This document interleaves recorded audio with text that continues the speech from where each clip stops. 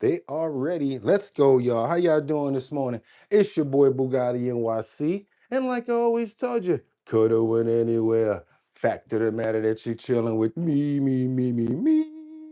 I appreciate you. Let me know if you guys can hear me loud and clear, please. Just want to make sure that you guys can hear me because I can't see my video yet. So you guys got to let me know if you guys can hear me. I got to get some video going here. Okay. I see that. I can see that one up there. So that means we got to fix that a little bit. Okay, cool. We're going to just leave it like that. Good morning, you guys. It's Purple Sunday. How everybody doing this morning? How everybody doing? What's going on, John? I see Rebecca Longen Bueno's up in the building this morning. Okay, cool. Who else we got up in here? Sweet RV Adventures. Come on in, everybody. Come on in. Let's get those prayers in the air for Sunday morning. That's right. That's how we do it around here. Making sure you guys get those prayers in the air. Let's go. Who we got over here? Let me look at that video right there. Not so bad. Not so bad. We can fix it up. Just probably just a little bit, Boogotti. Just a little bit more, maybe. How about we do that right there? See if we can work with that. We're going to leave that just like that because that was kind of crazy a second ago. And it looked like it got worse. Woo! I got to really figure this part out because this is the only part right here, the last part that I got to get straight when it comes down to going live. Never had this problem before. I got to get those prayers up too. So you guys come on, keep on coming in. Don't worry about me. I got a few more seconds right here. Okay, I think are we gonna run with that right there? Are we going to just run with that and leave it alone? Leave it alone. Leave it alone, Boogotti. Just leave it alone. That's how we're going to do that. That's right. We got enough people in here. Hope everybody can hear me loud and clear, clear. Yes, I don't know if Batty Lynn already said it or if people already told me, but let me know if you can hear me. I'm hoping that you do. You guys would have definitely told me already. That's right. Dapper in the purple. Let's get those prayers in the air for health, happiness. Let's pray for love, and let's pray for our family as well as our animals. Want to pray for respect. Want to pray for kindness. We're praying for Sweet RV Adventures in the morning. Also, we're praying for Adam. We're praying for liberty and justice. Jonathan, Jack Wells, Miss Swanza, Batty Lynn. Thank you so much about the audio. Who's that? The Herbal 777. Okay, or Adam. Myself as well. Boogotti NYC. Can't forget about Sam Champion, Mark Dorfman, Jeffrey Spilker, Winter Rising, Angels Among Us. Also, can't forget about 55 Coffee House, Lisa Roy. Can't forget about Jeffrey Spilker. Also, Jonathan, and as also Jeffrey.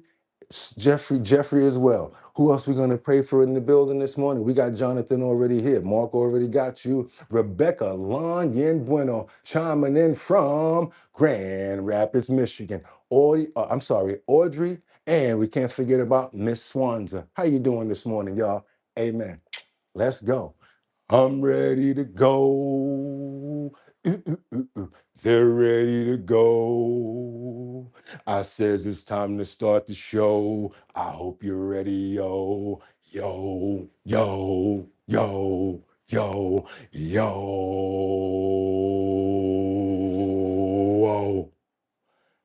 And we wind it up. Wind it up. We wind it up because it's 6 o'clock somewhere. And I know it's 6 o'clock here. Let me check. Is it 6 o'clock yet? Come on, start the show. I'm ready to go.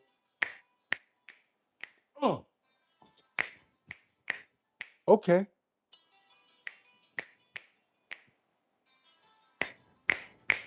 Olay. Hold on a minute. I got to open up this jacket. Your boy is roasting up in here just to look good, but it's all good. It's worth it. I always leave it on the court anyway. It's all good. It's all good. I'll find a way to cool off later. Hit some of this ice water behind me. But you know what we got to do right now? We got to open up those pores. We got to open up the... Why you wearing purple? We got to open up those... It's Purple Sunday, June 7th. That's right, y'all. 2026. Said I'm your host, Boogotti NYC, and this here's our bottom line. But we be talking about this and that and chat and this and that. where we be talking about this and that and chat and this and this and that. Just got me lit.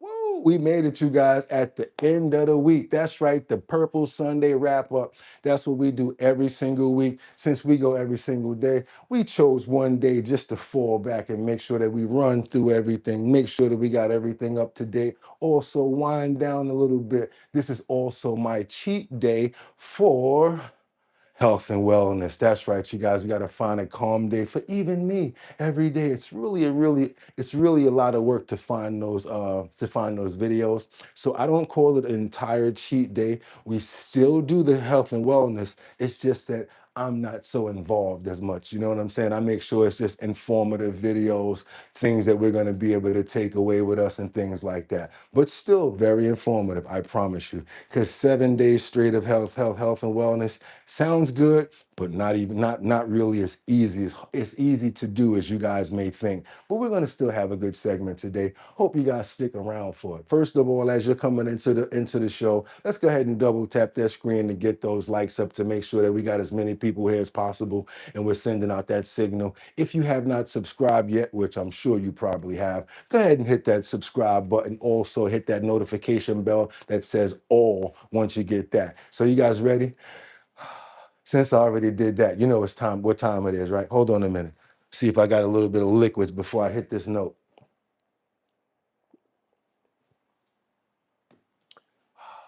Me, me. You guys ready? I got 5 on it. That's right, you guys. I'm going to stack 5 videos at a time. All I'm going to ask you guys to do is stay on topic, stay on point. Let me know where you're chiming in from, and let me know what time it is. I also like to see those flags waving in the air because it lets me know mentally, yeah, Boogotti, okay, you did see that flag. You saw that flag. Let's look in those places for content. We like to be all across the world and everywhere with our findings. And we've almost been everywhere as far as YouTube can carry us. Also, you guys, what I really want to say is let's try to stay on topic. Let's stay on point. Little trolls and things like that, we turn our back on them. And then we got the perfect people that have come through here and just take care of them, myself included, like Lion-O from the Thundercats. Oh, so don't worry about the trolls. We got the Sword of Omens for that. We all good. We got Chitara, Liberty and Justice. We got other people that take care of things like that as well. So you don't got to worry about that. Hey, Casey, got to pick your character name, brother. Still got a couple of people left. You got Panthro, you got Tigra, you got a couple of people that you can pick from. A couple other people as well, because we Thundercats out here when it comes down to getting rid of those trolls. Also, what I want to tell you guys is, like I said, the reason why we like to stay on topic and stay on point, why? This way we have great dialogue and we're always on point. We don't limit whatever you have to say. All we ask you to do is be respectful and respect the host and each other as well so that we can get a good show going on. So you know what else I'm gonna say without any further ado, right? Because it's time. Woo! Let's get into these titles. Let's go. It's time to get to work for Purple Sunday. Whoa, he's looking a little angry right there. What's going on with Super Trump? Okay, what did he have to do? Is Trump showing Iran his powers by downing 6 missiles overnight? What happened with that? We're going to definitely get into it as far as that's concerned. Iran, the Strait of Hormuz, and why we don't have this thing done with already. Thank you so much, Miss Swanza, for going ahead and hitting them off with them super chat. I mean, those memberships. Appreciate you so much. And good morning from B-More. Let's get into this, you guys. Let's go. What else do we have? We have how was a migrant boat at sea saved from disaster as it started taking on water? I'm talking about this was, you might as well say, a bubble raft. 200 and something people on there, probably like 240. Then all of a sudden it starts taking on water in the wrong parts of the ocean. Luckily, they were saved. We got the video, y'all. Let's keep on going because last but not least, why has President Trump's name been ordered removed from the Kennedy Center. I'll be asking you guys the question about if you agree once again, and I'll be letting you know how I feel about that as well, because I do have a feeling about it. That's why it's in the thumbnail. So you guys ready? Y'all know what to do. Get your water, your tea, and your 55 coffee house, and let's do what we got to do over here and get into the topics of the show. Let's get that audio up. And I think we have a little bit of gaggle conversation coming in from President Trump. Exclusive information when he says Iran hasn't made a deal because they're strong and proud. I would have to say the same thing. They've been independent for a number of years, and it's really hard to just bow down. Bow down. It ain't easy to bow down. Womp, womp, womp, womp, womp. It ain't easy. You know what I'm saying? It ain't easy to bow down. Let's keep on going, you guys. Let's see what's going on with this. Let's go. Happy Sunday morning, and let's get it. You have been saying for months, Mr. President, that Iran is begging to make a deal. True. They are so desperate to make a deal. Why haven't they made a deal with you yet? Because it's a very hard thing for them. They've had great independence. They've dealt with very weak and ineffective leadership on behalf of the United States and other countries, frankly, that allowed them to get away with murder. And I think they can't believe they're in the situation where they've been virtually decapitated. But if they're so desperate, Mr. President, why haven't they said yes to the terms you're proposing? They're proud. There are things they never thought they'd be doing that they're going to have to do. They've got no choice. And it takes a little while. You're talking about 47 years of getting away with whatever they wanted. I mean, this should have been done long ago. This should have been done by other presidents or other. 55 Coffee House, Lisa Roy says, Iran is like a family reunion trying to make a decision. Ooh, see, look at that. Already looking for Epstein. Calm down with it. We got something, but hold up on it because we're going to think that you're a troll. And you know what we do with trolls. Nope, not. We got soul. Be careful. Just chill out. The countries doesn't have to be us, other countries. But they were very close to having a nuclear weapon twice. That was when I terminated the Iran nuclear deal, which was a path. That deal, the JCPOA, that deal was tantamount to giving them a nuclear weapon. It was a horrible deal given by Barack Obama and really penned by him. It was a horrible deal. It was, it expired long ago. I terminated it, but had I not terminated it, it expired long ago. It was a short-term deal. It was a road to a nuclear weapon. They would have had a nuclear weapon 5 years ago. But Mr. President, I'm curious because when you were campaigning, you said you would rip up the Iran nuclear deal, but negotiate a better deal. Why didn't you negotiate a better deal at the time? Because after it was ripped up, there weren't guardrails and they escalated their production of enriched uranium. Excuse me. It takes years to do these things. These people have been fighting for 47 years. They've been killing Americans. They've been taking off their legs and their arm, and their faces have been hurt so badly and so horribly. I'm moving very fast. I'm into 3 months. Question, you guys. I know I normally do 5 on it, but I really got to ask this question before we leave this video and then make sure that we stay on topic right here. My question to you is, do you feel that they're correct for what they're doing when it comes down to Iran? The reason I'm saying this because I've been thinking about this for a while. I noticed that there are people that are in the comments that are saying, well, Iran never ever had any nuclear. I can't say the word, so I'm going to say nuclear. If they actually had it, if there's some sort of enrichment. My question to you today is this. It's going to be kind of crazy to ask you this, but I need to know because every time this video or this subject comes up, there's people that have 2 different points. I understand one side of it, and I'm trying to get clarity on the other side because my personal feeling is I don't think anybody should have nuclear, not even us. How about that? Number one. So let me ask you guys a question, because I saw somebody say, oh, they didn't even have anything over there. I heard that before, a couple of videos back. Oh, they didn't have anything over there. My question is this. I'm just going to get right to the point. Are you okay? Are you okay with Iran having nuclear, even if they had it before, even if they didn't have it before? Whatever. Forget about the past. I'm asking you about right now. If they wanted to go nuclear with an N on the front, Would you be okay with it? I want to know. I need as many people in the comments to give me a thumbs up if you're okay with it. Yeah, and a thumbs down if you're not okay with it. So if you're okay with Iran having nuclear, forget about the past. I'm asking you from today. Today, Sunday, Purple Sunday.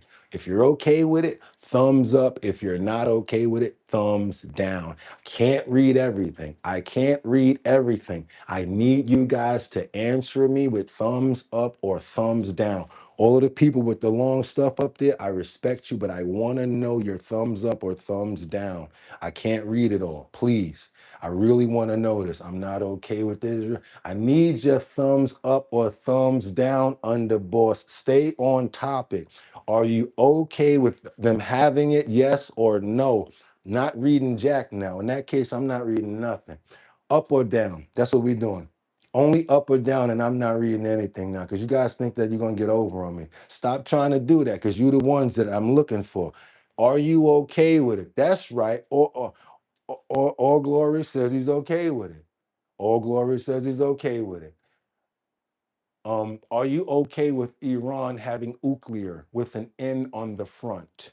Are you okay with Iran having nuclear with an N on the front? Shadow Dawn says yes. Okay, we got another yes. We got Adagloy says yes. We got Shadow Dawn that says yes. We got two people out of everybody. I am not reading anything. I can't read words right now. I can only see thumbs up or down. Only thumbs up or down. Levi's okay with it. Majority of the people are not. It's very singular individuals that's okay with it. Underboss, I got you already. I see you. So can I ask you why? Everybody that's okay with it, why? Why do you think it's okay? The ones that are okay with it, why now do you think it's okay? We're collectively gonna read it. Underboss, the other one that had the thumbs up, we're gonna collectively read it. I see all of you guys saying no, but the people that are saying yes, we want to know why. A lot of people want to know why. Let's go ahead and read why. If everyone else, if everyone else can, so can they. Oh my God.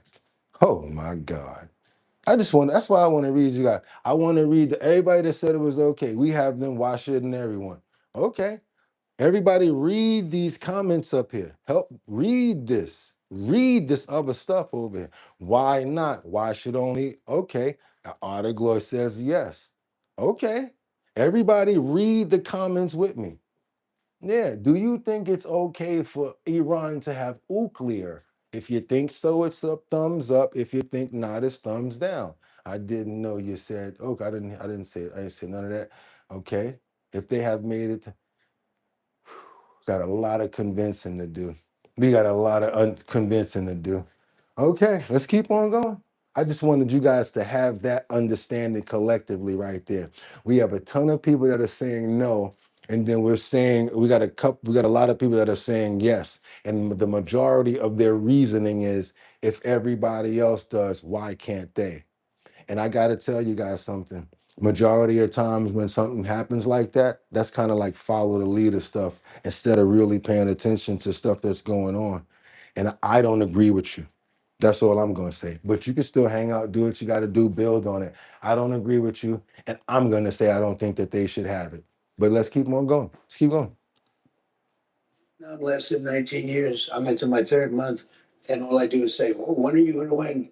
If I were a Democrat, nobody would be talking that way, but it doesn't matter to me. I've gotten so used to it. Look, we have totally destroyed their military. They have some missiles left. They have some drones left. You know how many Yes, exactly. How many? I don't want to tell you. Can you give me a But they have ballpark? some left. No, but I know almost to the number, and we know where they are too. And we know where their drones are, and we know where their drone factories are. Most of the drone factories have been knocked out. Most of the launching pads have been knocked out, and most of the missile manufacturing areas have been knocked out. But they still have capacity. They have some missiles. They have some drones. I would say percentage-wise, maybe 21, 22% of their missiles. It's a lot of missiles. Okay, now I got another question for y'all since we go into this next topic. Should 5-year-olds smoke Newports? Should 5-year-olds smoke Newports? I'm asking the question. Cigarettes. Should children smoke cigarettes? Should children smoke cigarettes? Yes or no? Thumbs up if they should. No, if they no. Thumbs down if they should not. Thumbs up if they should. Thumbs down if you don't agree. Children should not smoke cigarettes. Thumbs up. I said 5-year-olds too. I'm talking about 5-year-olds. Should they smoke cigarettes? Thumbs up or thumbs down?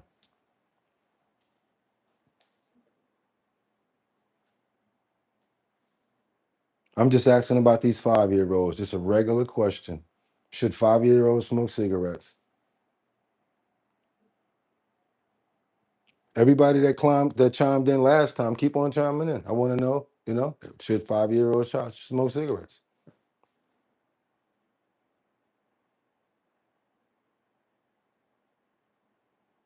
At least we can agree on something, huh?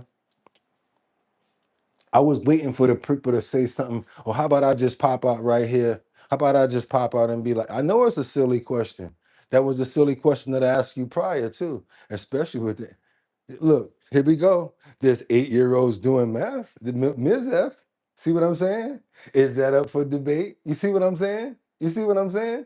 That's what I'm saying. There's always going to be somebody that says something different. That's the point I was trying to make. There's always going to be somebody that has something different to say, a difference of opinion. That's cool. That's cool. Let's get on over to Washington right now and see what's going on with the Kennedy Center because the staff begins to remove references to President Trump. What do you guys think about that? We can get into that too. I really want to know about that. And I'll tell you right now, I'm glad that they're doing that. If I made my mark and I bust my butt so many years to get my name on something, I don't want nobody sliding their name on it. I don't care who you are. And you guys can be mad at me about that. I think maybe we agree, maybe we don't. But leave that alone. That's how I feel about that. So and you guys, we're gonna have differences of opinion here. And that's why we have our bottom line. Let's keep on going. And that's for all of the people that think, oh, he's a Republican. He's a Trumper, MAGA that was blinded, or a Republican that doesn't pay attention the same way Democrats, same way independents do, they would be blindly behind anything that anybody does. So that goes to show you right there. I have no party affiliation. Not a Republican, not a Democrat, not an independent, not a liberal, not a nothing. None of that. I don't believe in the parties because I haven't been convinced still to this day. Let's keep on going, you guys. Work is now underway at the Kennedy Center to scrub all references to President Trump's name after a judge ruled that the building's rebrand was illegal. Staffers were ordered to immediately take Trump's name off of social media accounts, email signatures, and other documents, and they have until June 12th to take his name off. Another thing that I was angry about that you guys might, rub you the wrong way. How you gonna put your name on top and then say and? Like, yo, bro, this was mine. Just gonna slide over here and be like, bump, bump, bump, bump, bump, and you. Whoa, that was kind of crazy right there. Call me what you want, but I am a fair person, and right is right and wrong is wrong. Is what it is, y'all. The building. Joining me now, Democratic Congresswoman from Ohio, Joyce Beatty. She's an ex officio member of the Kennedy Center Board who has been fighting the Trump administration over the name change from the beginning. Congresswoman, thanks for being with us. Once Trump's name comes off the building, do you think that the president will move on from the Kennedy Center and focus on his other projects around DC, like the ballroom and the arch, or do you see him sticking to this? Well, he's made several statements, as you know. He has said that he was done. He wanted to give the Kennedy Center back to the Congress, and certainly we would welcome that. As a matter of fact, to that point, we filed today another motion to ask the judge to make sure that by June the 12th, that there is a plan that we can continue to proceed. Mike, but who voted? You get what I'm saying? And I don't care about who voted. Leave that alone. Make your own. Just like I don't like the fact that they made Coming to America too. And I ain't watching. That's how I am. That's what I'm trying to tell you. Leave it alone. Leave it how it is. And why you sliding your name on it and putting it on top? And you want to really go there? Okay, cool. How about the people that you put in play may feel obligated that they gotta vote for you? You ever think about that? With keeping it open. So we're very hopeful. We're moving along. We're working. How you gonna change the name though? John F. Kennedy Memorial Center for Performing Arts. You gonna just slide your name on top? The Donald J. Trump and come on, bro. I don't care what y'all say. Ain't nothing right about that. I don't care. Nobody's perfect, and guess who ain't either? And I'm gonna tell you like this: my mama ain't perfect. So you get where I'm coming from? My mama ain't perfect. So let me make you understand something. Bugatti follows nobody blindly at all. I remember the day she said, "Boy, you better eat that piece of chicken, that piece of bread. Eat that piece of bread right now." I said, "Ma, there's a roach on it. I saw it go on there." She said, "No, it didn't. Boy, if you don't eat that bread, I'm gonna tear your butt up." I'm like 7 years old. I ate the bread. Next thing you know, I threw it up on the floor. She came and looked. It was a roach on a piece of the bread. Mama ain't even perfect. Call it how you want. Stop following people blindly. Let's keep on moving forward, you guys. Let's go. This was a bad look that they're saying right here when it comes down to President Trump. Is this a bad look for Trump? Because they're saying that the farmers are seeing through different situations and they are controlling, they have no control of what's going on. Well, let's say you're in a specific market. You're actually feeling what's going on. You know what I'm saying? You're feeling what's going on, and people are telling you, no, it's not raining. It's not raining. Let's see what the farmers are talking about. Yeah, that was crazy right there, right? Told me to eat the piece of bread, right? Yeah, that's why I try to tell you guys, I love my mother. When we little, we think that they perfect. We don't ever make no, you know what I'm saying? I love you, but even mommy make mistakes. So you guys don't be over here, oh, he doesn't like Trump. We're not gonna, no, Bugatti just everything. Pay attention to every single thing, and we make decisions off of the realities of stuff. That's how we do stuff. Still love my mama. She's still my favorite girl. You feel me? Let's keep on going. Double tap that screen to get that likes up. Let's go. Now we got these farmers that ain't too happy. Earlier today, Donald Trump was in Wisconsin for a special roundtable with farmers. There was an enormous banner that read, "Fighting for American Farmers." Trump was flanked by two big John Deere tractors, the kind of optics that politicians love. But very quickly, it became clear that Trump wasn't all that interested in talking about what American farmers need. Now, before we get up out of here, I'm going to need some help with the cartoon that your boy looked like. There is no way we getting up out of here without figuring that out. Is it Doug or what is it? Who does he look like? Because it's hard to get past it. They need to give him a wig, a bouffant, or something. Because you throwing me off, bro. Let me get back to what you was trying to explain to us. Because I'm starting to feel like I'm about to go on the Cartoon Network looking at him. Trump was flanked by two big John Deere tractors, the kind of optics that politicians love. But very quickly, it became clear that Trump wasn't all that interested in talking about what American farmers need. This is what his mind was on instead. Washington, D.C. was not properly managed or kept. We had 22 fountains. None of them worked. Look at the Canamas in that's before. Then we had the reflecting pond, 2,500 feet. So that's the pond. If we're standing up, here's your Sears Tower, Empire State Building, World Trade Center. Pool. It's a reflecting pool. Stop saying pond. Serious question. Does Donald Trump have any idea that he was in Wisconsin? Because right now, What's up, Miss Keisha? and the rising cost of diesel and fertilizer, thanks to his war with Iran, are making it hard for farms to survive. But hey, if the pond, not the pool, stands up, it's bigger than the Sears Tower. Before that event, MS Now reporter Alex Tabbitt spoke with the president of the Wisconsin Farmers Union, who happens to be a dairy farmer himself, about how Trump's policies are having an impact on his bottom line. If you could pick one word to describe how it feels to be a farmer right now in America, what would that one word be?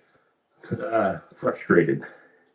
And number one, because most of this situations have been caused by the administration's actions. Certainly understand the America First approach. That's what we all hope for. But in reality, are we putting America first when we're putting ourselves at a market disadvantage? We like to go to the fields and out there where the people are at to see what they're talking about and then get feedback. As you can see, this is a farmer. He's got land in the back, a lot of responsibility, trying to keep his family afloat. Is he lying? Overnight. We can't continue this process. Otherwise, we're going to continue to see farmers, family farmers especially, go out of business on a regular basis. Trump isn't just making life harder for Wisconsin farmers, he's making it harder for Republicans who represent those farmers. Case in point, Congressman Derek Van Orden, a big supporter of Trump, who's now defending his seat in a swing district covered in farmland. Looks like he may have some trouble doing so. Joining me now is Rebecca Cook, Democratic candidate. No, we got to keep on going. Let's double tap that screen and get those likes up. And it has something to do with a turtle. It's a little turtle. And it's like a turtle cartoon or something come on a cartoon. I forgot the name of that turtle, but I'll be damned if he don't look like that turtle when he put them glasses on. What's the name of that damn turtle? We're gonna keep on moving forward, you guys. Y'all will help me out on that one now since I said it. It's a turtle that he looked like, and I forgot the name of that turtle. Ain't got nothing to do with ain't no back in the day turtle neither. It's not no old one. It's a new turtle, and it's got his own show too. No, it's not Cecil. You know which one I'm talking about. I figured it out. I just got to get the name. Let's keep on going, you guys, because we got to get on over to Iran because we got some breaking news where U.S. is down some Iranian missiles overnight. Trump is also going to speak on this too. Let's keep on moving forward, you guys. Now y'all gonna get it. Y'all gonna get it. Once we gonna get it together, we gonna figure it out. He had his own show, and he had his own show. It was a turtle. Not stupid. No, I forgot. All right, we're going to move on to this because in the Middle East, the U.S. and Iran have exchanged or have been exchanging strikes overnight. Madeline Rivera joins us from Washington, D.C. with the latest on these strikes. Maddie, good morning. Good morning. The U.S. says it was able to stop 6. That's him. Yes. Who's that? Jaded underscore rabbit underscore 903. Franklin. That's right. Y'all can't tell me he don't look like Franklin with them glasses on. Come on now. Y'all lucky I ain't still got the video. But since we on this one here, we couldn't move up to the next notified cartoon character. Giggity. Giggity. This right here. Don't tell me that chin line right there don't look like mine. Man in the Moon from McDonald's. But in reality, Quagmire. That's Quagmire's daughter right there, y'all. Let's get it going. Let's start it all over again. Strikes overnight. Madeline Rivera joins us from Washington, D.C. with the latest on these strikes. Giggity. Maddie, good morning. Good Giggity. morning. The U.S. says it was able to stop 6 missiles that Iran fired towards Kuwait and Bahrain. A 7th missile did not reach its target. CENTCOM says Iran launched the missiles after the U.S. shot down 4 Iranian one-way attack drones that were heading towards the Strait of Hormuz. The U.S. also hit Iranian coastal surveillance radar sites in Gorak and on Keshem Island. The latest exchange comes as the U.S. and Iran struggle to reach a deal. The president says part of the reason why Iran hasn't agreed to his terms is because they're proud. But if they're so desperate, Mr. President, why haven't they said yes to the terms you're proposing? They're proud. There are things they never thought they'd be doing that they're going to have to do. They've got no choice. And it takes a little while. You're talking about 47 years of getting away with whatever they wanted. The president also estimated how much drone and missile capabilities Iran has left. Good morning, everybody. We know where the drone factories are. Most of the drone factories have been knocked out. Most of the launching pads have been knocked out. And most of the missile manufacturing areas have been knocked out. But they still have capacity. They have some missiles. They have some drones. I would say percentage-wise, maybe 21, 22% of their missiles. It's a lot of missiles, but it's not what it was when we first attacked. An Iranian military advisor says Iran must have access to billions of dollars in frozen assets, calling it trust building. Until then, he indicates negotiations may remain at a standstill. Giggity. Talk to you later. That chin and jawline, boy. Woo, you should have gotten to fighting. You could have been a good female boxer, boy. It could have hit her all in the chin. She would have been like this. Giggity. Hopefully we get to the end of this damn thing because we got too much problems going on when it comes down to Iran, United States. I'm tired of it myself, to be honest with you. Let's get on over to Kuwait because this is crazy. Kuwait just released a video that's showing a drone strike at the airport. Now, come on, y'all. At the airport? You don't even care where the BOMBs are going. Talk about over Baghdad. This is crazy. Let's double tap that screen to get those likes up. There's not going to be any audio on this, but you're going to see some incoming over here from this direction right there. You see that little blip, that little dark spot over there? Pay attention to that dark spot in the air over there, you guys. There ain't no audio for this, though.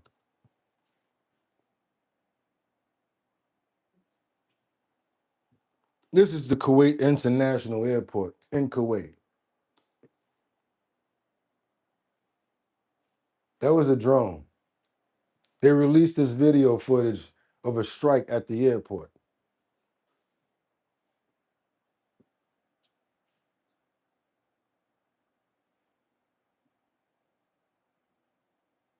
Now watch this car get up out of there. He out of there. You see that?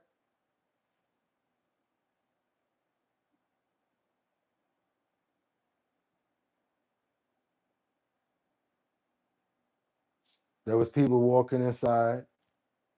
Yeah, y'all. So yes, do your boy a favor, do yourself a favor. Let's double tap that screen and get those likes up. Also, if you have not subscribed, what are you waiting for? Let's double tap that screen and get those likes up. It gets many more people over here. You seen that Cocoa Wheats? I know what you were why you did the wow right there. Because you actually saw somebody walking, just minding their business, and then you actually saw the point of impact. Because think about it, if it had to hit the roof, somebody was inside of the airport, right? That's what I'm talking about.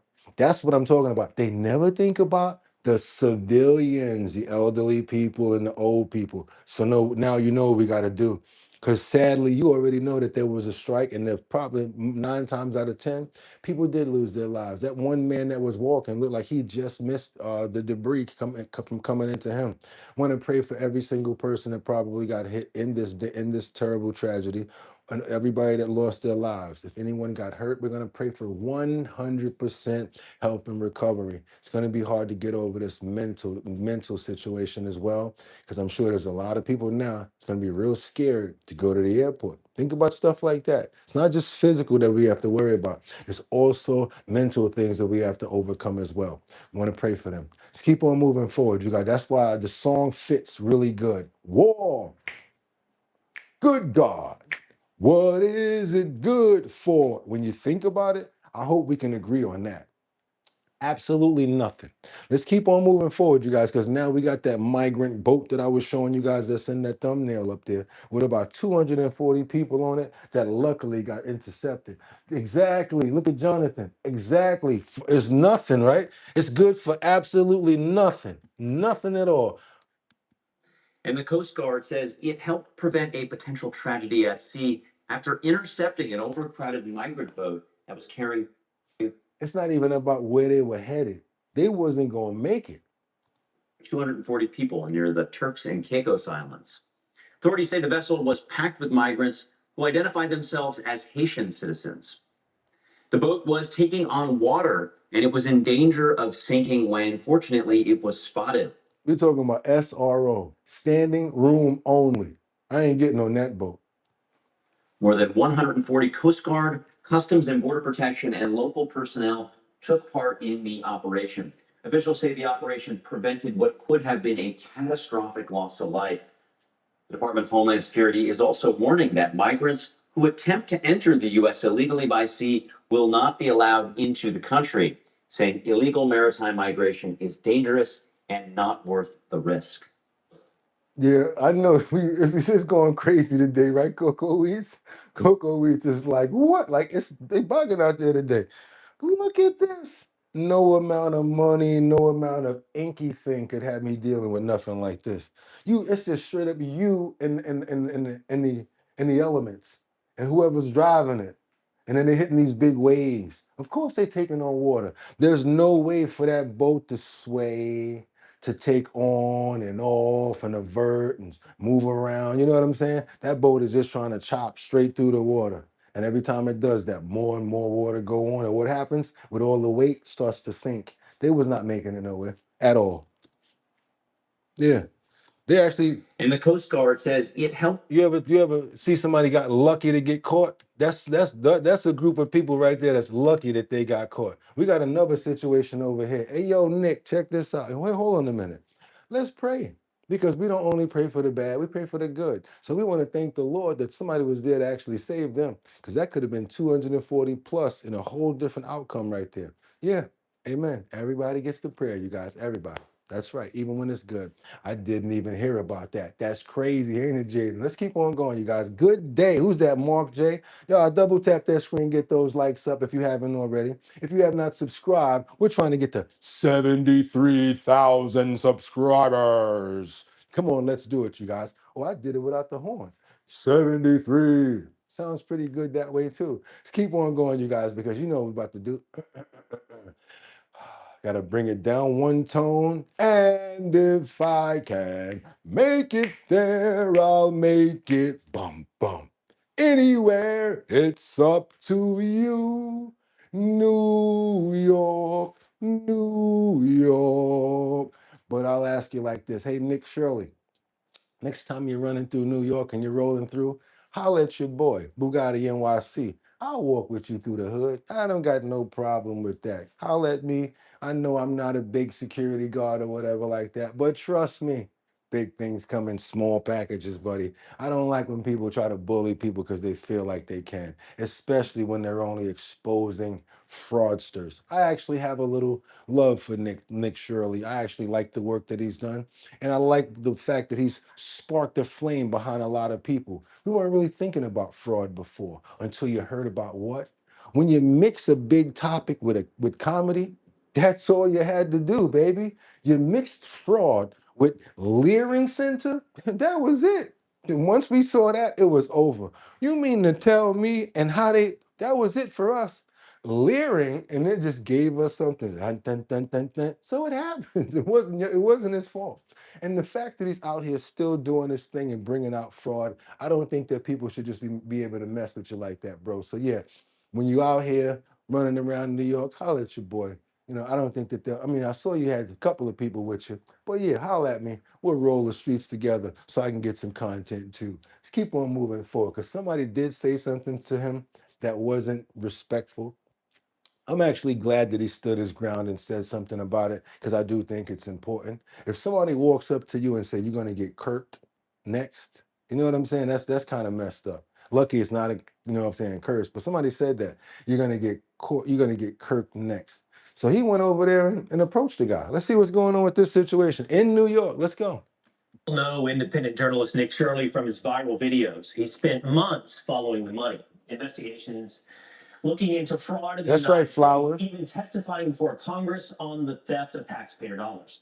But now he's being threatened on the streets of New York City, called racist, Islamophobic, all for asking. Yo, homie, why you dragging a dog like that, bro? Like, does he even deserve a dog? Do you see how that man is dragging the dog just to have his little stupid outburst? Questions, and then his life threatened in this viral video. I've seen the video. Lady rated it. Hey, you too. Thank you. I'm not bringing down a bunch of racists over here. A bunch of racists over here. You. How am I racist or Islamophobic? What, I got to pull up 90 clips of you? Me saying taxpayer dollars? Saying taxpayer dollars. You know what, man? And get a new one, man. It's really smart. It's really smart. I want you to go into any leftist organization, show them my photo, they'll know who I am. Okay, perfect. Said go to any leftist organization, show them my photo, and they'll know who I am. Yo, someone's gonna. I promise. For what? Independent journalist Nick Shirley joins me now. Nick, I don't know if the audience could see it at the end of that video as he's crossing the street. He says to you something about it's going to happen to you. He does this, does he not? He holds like a finger gun up to the bottom of his chin like you're going to get shot. Yeah, I said somebody's gonna find you, then does this and walks away. And obviously, these people. The reason why I actually went back and confronted this guy is because he yelled across the street from me. You're gonna get kirked next. That's what he yelled at me. So I said, well, we can't let these people push us around. Like we have to stand up for yourself. You cannot just let these people think they can say that stuff. So I went back over across the street to talk with him, and then you see the interaction right there. And he can't even give one single example about why he says I'm Islamophobic or racist, but he does just do a lot of yelling, obviously, and can't give any example. And then obviously does this and that as well. So he begins your interaction, Nick, by saying you're going to get kirked next, and then at the end of your interaction, he suggests you're going to get shot with his hand. He says to you in that interaction, "Show my photo to any leftist organization, and they'll know who I am." as though he is someone of some consequence. So have we found out who is this man? Yeah, I have found out who this guy is. He's actually an immigration lawyer here in New York City, down by Chinatown, apparently. And like you said, he's very well known in all the leftist organizations. If you show his face, he's obviously involved. I even had a buddy who's also sent me an email saying that this guy also threatened his life as well. Like this guy's he's a radical. And he's an immigration lawyer in New York City. Yes, from what I've seen. Incredible. He's an immigration lawyer from New York City. They figured out who he was, you guys. That's it. Let's keep on going. Let's double tap that screen and get those likes up, because now this is pretty crazy right here. Woo! Yeah. We're gonna stay in New York, I think. I think this is in New York, but it's upstate New York, and this is just unbelievable. Let's get into it, you guys. Let's go. Let's get those likes up, you guys, to get more people over here to get educated on what we got going on. It's Sunday morning, Purple Sunday. We do this every Sunday. Purple Sunday, y'all. Let's go. New York. We got a father who murdered his son's girlfriend, and he got 40 years to life in prison for this. Let's go. See what's going on with this story right here, you guys. Let's get it. This is the moment a New York State trooper and the Syracuse Police Department put David Huff in handcuffs. What's your name? Hey. It's a rare move from state police, showing edited body camera footage of a high-profile arrest. Police are charging Huff with murder, accused of killing his girlfriend and 11-year-old son Monday night in their home on Ronnie Road. At the time, just after 9:30 p.m., police didn't know where he was. A suspect, possibly the child's father, who's believed to still be on scene. Utilize caution. Police turned to the public for help. They also called on other law enforcement partners, leading to the Onondaga County Sheriff's Office launching their helicopter to cover other parts of the county. Power units on J-Ram, which is channel 1. Nearly 3 hours after the shooting, police checked on a home on Shaver Avenue off Route 11 Main Street in the village of North Syracuse. Public records show Huff lived at this address at some point in the last year. It turned out to be a dead end. Finally, 12 hours after the initial call, They found him at about 9:30 in the morning on Tuesday. Thanks to that original call for the public's help. Town of Onondaga, possible sighting of Mr. Huff, West Seneca Turnpike and South Ave. This is why it's important to make those phone calls. I don't care about that word snitching no more. You take out somebody and your child, yeah, you got to go. You don't even need to be in the neighborhood, because you might be crazy enough to do that to somebody else. Got a second caller now stating the same. Crazy. Right, Jonathan? Crazy.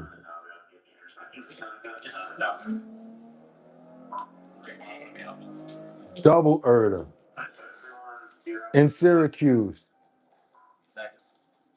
He rushed to the intersection and encounters the suspect. He's walking on the sidewalk. What's going on, man? You got ID on you by chance? What's your name? Hey. Sorry.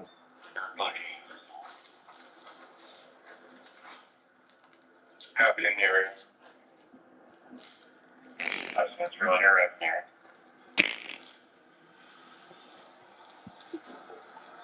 Watch your head. You got anything on you? I don't know. This is kind of. Watch your head. Police have been short on details since the arrest this morning, but as you can see from that video released by state police, it did not. Glad they got him. Glad they got him. Jonathan said, don't watch your head. Y'all serious about that one? First time I ever seen anybody say that.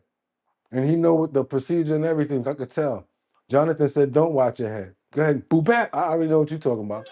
The courthouse downtown, a scene of grief, anger, and disbelief felt by family and friends who knew and loved Jeremiah Huff. The short arraignment of the suspect in his killing, his own father, bringing them here. Moments after, Jeremiah's mom, Samantha Gallup-Pelletier, tearfully spoke outside. Speaking on behalf of my son, Jeremiah Huff, who was recently slain. We went into another story, and I'm going to let it go. I didn't even know that this other story was here. This is a follow-up, though. You know, we've gotten this far. Last time, this POS was smiling in court, and the judge was like, are you laughing about this? He was like, no, I'm laughing about something else that was said. I remember this. Let's go. Let's follow it up. The 11-year-old was a straight-A student at Gillette Road Middle School. Gallup-Pelletier says he wanted to join the U.S. Coast Guard when he got older. He loved to skateboard, and he loved to fish, and he loved to snuggle on the couch and have a cup of coffee in the morning. Somebody said that he's neglected. Look at his hair. Do you guys think that he was actually neglected? Flowers in the hair says the boy was neglected. Do you think so? He's a straight A student. And he loved every animal, and he loved being outside, and he loved nature, and he loved his father.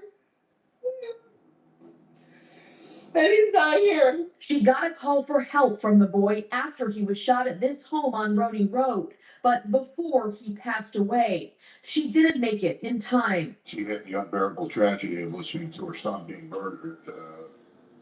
It's one thing to get a phone call and find out your child is dead in a car accident or some other heinous act, but to be on the phone listening to your son murdered, she'll never get over that ever. Investigators are working on finding any reason why David Huff allegedly pulled the trigger, killing his girlfriend Geralda Shetty and his own son.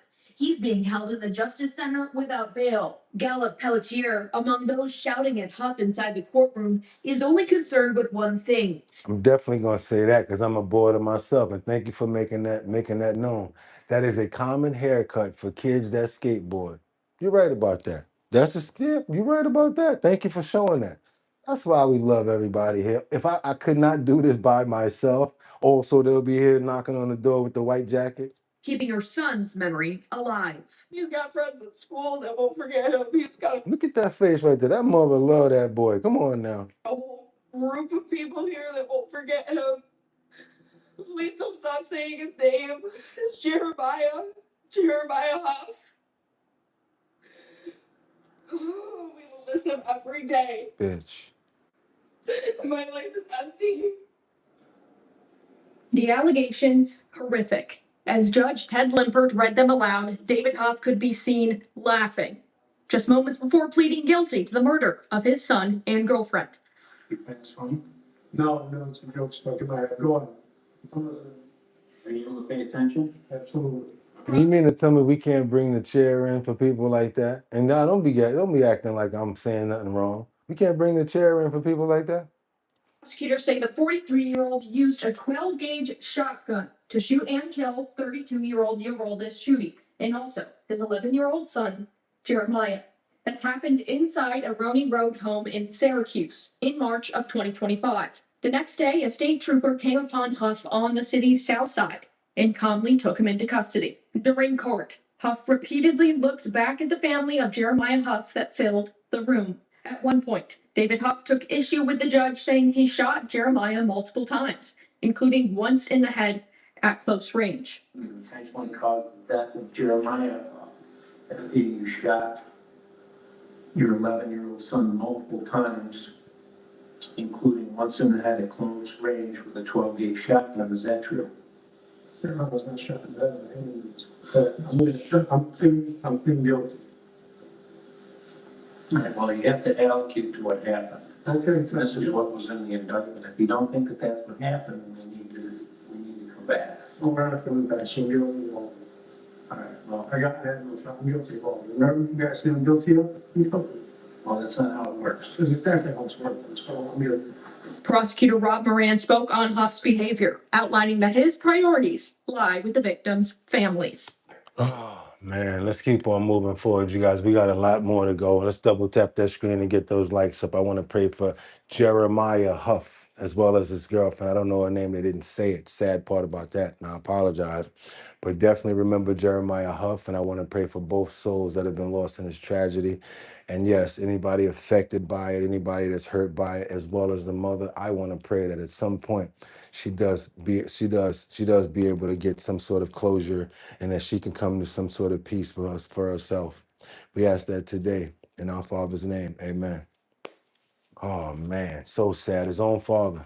That's crazy. Now we're gonna have another situation about a father and son. But this one is coming in from somebody else. Scott Besson. We're gonna get on over into this Jeffrey Epstein information that you guys have been asking for, but we got a couple of questions here because it's not even having to do with the Jeffrey Epstein case or the files. Scott Besson was actually getting interviewed about something different yesterday. But I guess he had to ask these questions because the opportunity presented itself. He asked someone, did your son and Jeffrey Epstein talk to Whoa. Let's keep on moving forward. Let me see what Scott Besson has to say right here. Yes, terrible tragedy back then on that story, you guys. Love your children, kiss your sons, and adore every single day that you have with them. Let's see what Scott Besson has to say when he asked, did your son and Jeffrey Epstein talk about pole dancing? He asked somebody that question. He asked, he basically said that as he accused his Wyden's son of pole dancing with Jeffrey Epstein's son. Yeah. A single new With one. Jeffrey Epstein. In 2025, we shattered the goal with a ratio of 129 to 1. As a result, the regulatory actions generated more savings last year than those of the prior Trump administration combined. Separately, any one of our initiatives on trade, tax cuts, and deregulation would be substantial. Taken together, they are transformative. Before President Trump took office, our trading partners exploited America's markets, our regulatory states smothered businesses, and our tax code was poised to punish workers and job creators. Today, his policies are driving lower taxes, bigger paychecks, and broader prosperity. So I thank you on this committee for its partnership in this critical work, and I look forward to building upon our stride through the president's budget for the year ahead. Thank you. And I had hoped to keep this, in terms of the economy, Senator Wyden has mendaciously slandered the Treasury building in an attempt to cover up his son having an investment meeting with Jeffrey Epstein to ask for funding. Thank you. Mr. Chairman, Yes. let's be clear here. Nobody is interested in the ramblings of a capo in the most corrupt regime in American history. Ooh, we said you a capo in the most corrupt regime in history. Like, you know what I'm saying? Like Tony Soprano's the boss. I guess he would be Syl if this was Sopranos. Ooh. We want to get some facts about this deal. That's what we're here for. Thank you. Well, thank you, and I will ask my questions first today. And we would like to hear what Adam Wyden and Jeffrey Epstein talked about. Your son's largest investment position was Rick's Cabaret. So did your son and Jeffrey Epstein talk about pole dancing? You know, Scott know how to follow the money, and he could fight. Ask Elon. Remember the Shiner? He begged him for money using your limited credibility.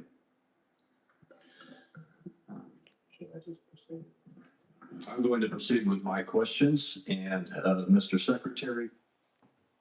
He didn't know what to say after that. He was like, the biggest. Yo, Scott don't care. Wait a minute. Should he be sued for animal abuse? Let's keep on moving forward, you guys. We got to get on over to Atlanta. That's right, you guys. Atlanta. Here we go. They're telling on each other. You like that, right? He was going in.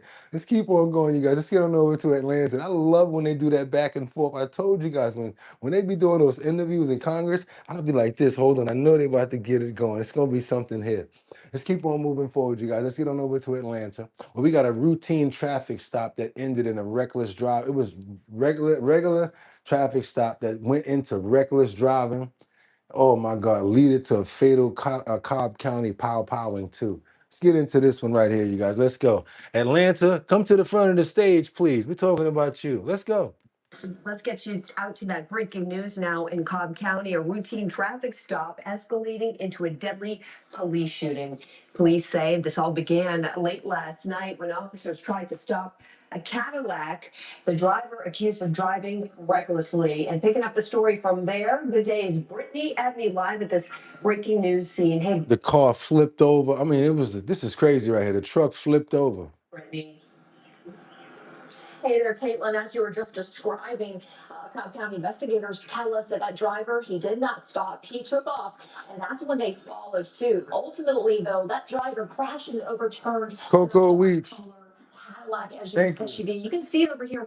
in this residential yard. It went right off the road and up onto there, narrowly missing a structure as well. You can still see GBI investigators on scene, combing through some of the evidence that is over by that SUV. But let's get back to the details on what unfolded following the crash. Cobb County Police say that at first that driver refused to exit the vehicle and that officers were trying to resolve the situation when they say the driver did attempt to get out of the SUV. He was brandishing a gun. We're told the man discharged his weapon and police returned fire. Ultimately, Cobb County Police say that the driver was struck and beyond life-saving measures. Beyond life-saving measures.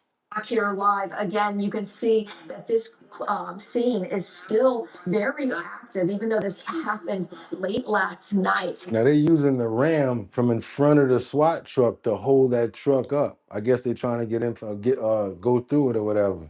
So they're using the ram that they normally use to kick in to knock the door down to hold it up. That's what that pole was.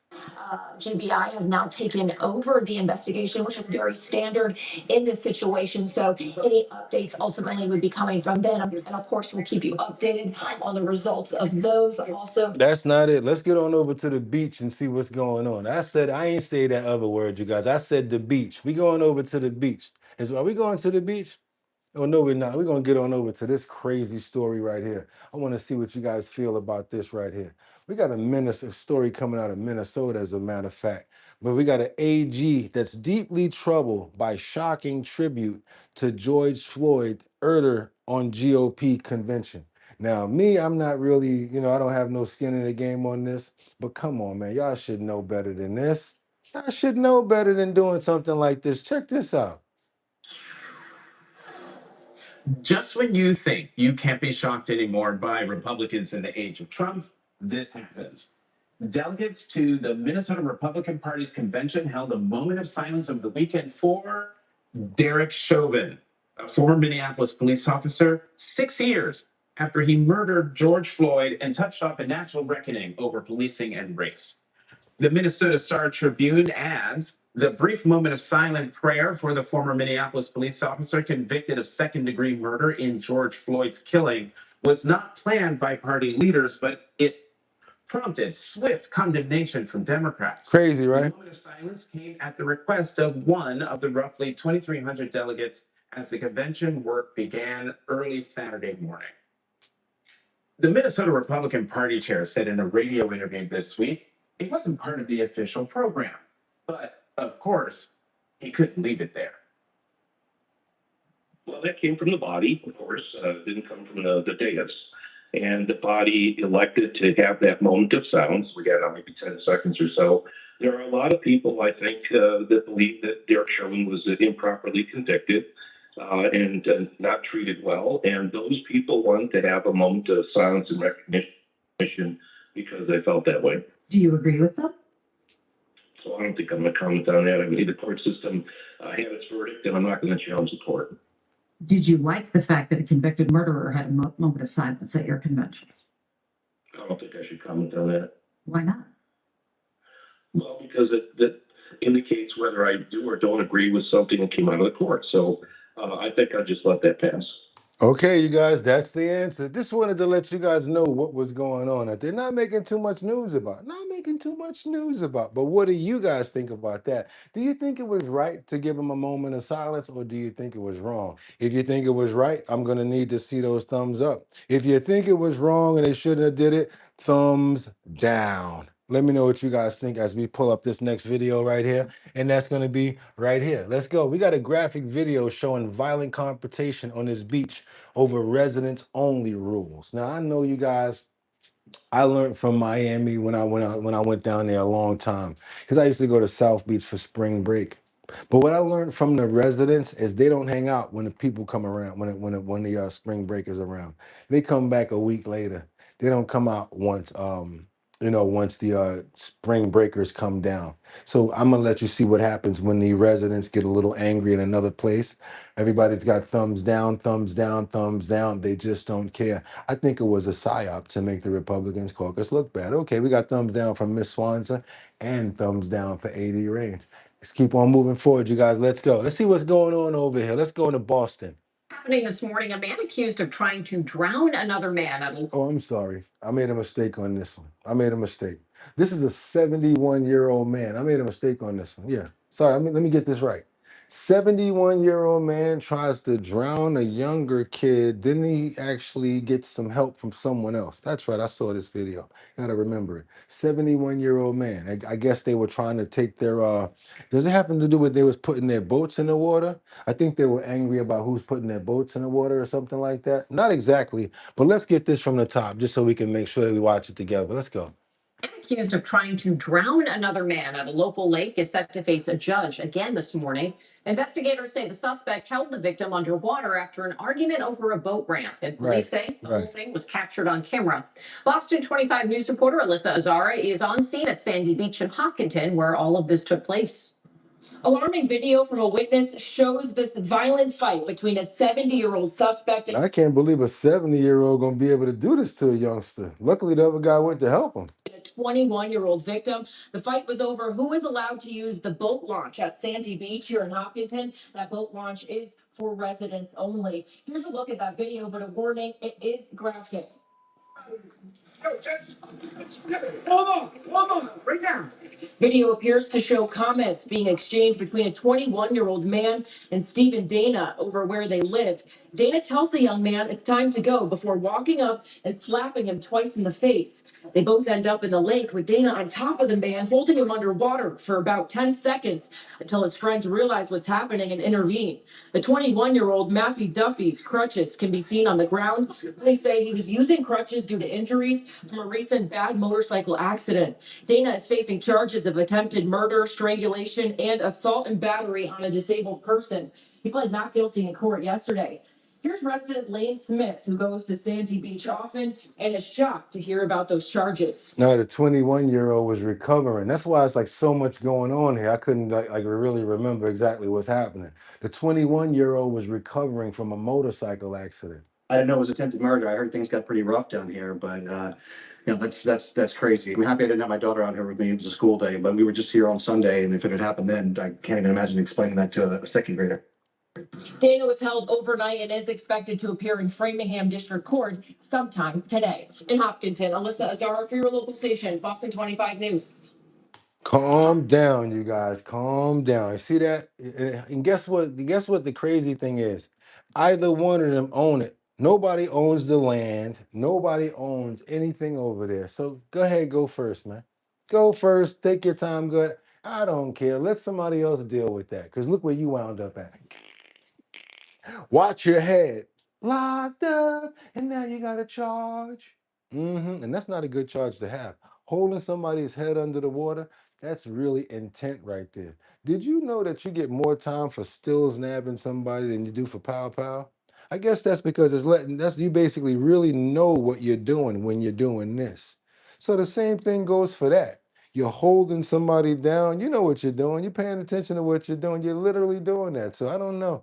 That's why that attempt charge came up. You guys, let's double tap that screen and get those likes up. And we're going to do what? Woosah. When we come to situations like that, road rage, somebody beeping all crazy, we're going to just slow down and let them go around, right? Because it's not worth it. Because we're going to keep on to see another sunny day. And we don't have to let any of that negativity into us at all. At all. Let's keep on moving forward. We're going to go over to see this crazy situation right here in Florida. That's right, you guys. Y'all know how we do it. Florida, thank you for never failing. And oh boy, I hope nobody ever get caught up in a situation like this because they can use this for good or for bad. I always ask you, do you think that they can do an episode of Our Bottom Line without the real Boogotti? Jumping into tactics and jumping and making all these scenes and stuff and doing all of this extra stuff? I'm not sure, but I'm sure if they learn me after a while, they probably can try to pull it off. But you guys actually be able to tell the difference. I know you guys would, but the only thing is, once they get really good at it, one never knows. Might be able to get me with the better song, better singing, hitting high lyrics and everything like that. Check this situation out. What if you ever saw a lawyer telling you some information that you think is very important and scaring you, and it's not even the real lawyer that did it? Come on, Florida. We got a lawyer over here that's saying scammers cloned his image with AI to trick immigrants. and they got a lot of dough out of doing this, you guys. Let's check this out. Here we go. Where this lawyer at right here? Boom, boop, boop, boop, boop, boop, boop, boop, boop, boop, boop, boom, boop, boop, boop, boop, boop, boop. Hold on a minute. Hold on a minute. Hold on a minute. I gotta get this. Wait a minute. I gotta put that back down there. No, this is not it. Oh, there we go. Immigration scams are nothing new, but artificial intelligence is making them more sophisticated. A South Florida immigration attorney says criminals are using fake videos with his image, voice, and name to target vulnerable immigrants looking for legal help. NBC6's Anna Cuerva reports. That's right. While handling many immigration cases across South Florida, attorney Angel Leal says he's also fighting thousands of online fake profiles created with artificial There's a intelligence. lot of people that don't understand English, immigration. They're scared to get out of it. They want to, excuse me, y'all, excuse me. It's a lot of people that are scared.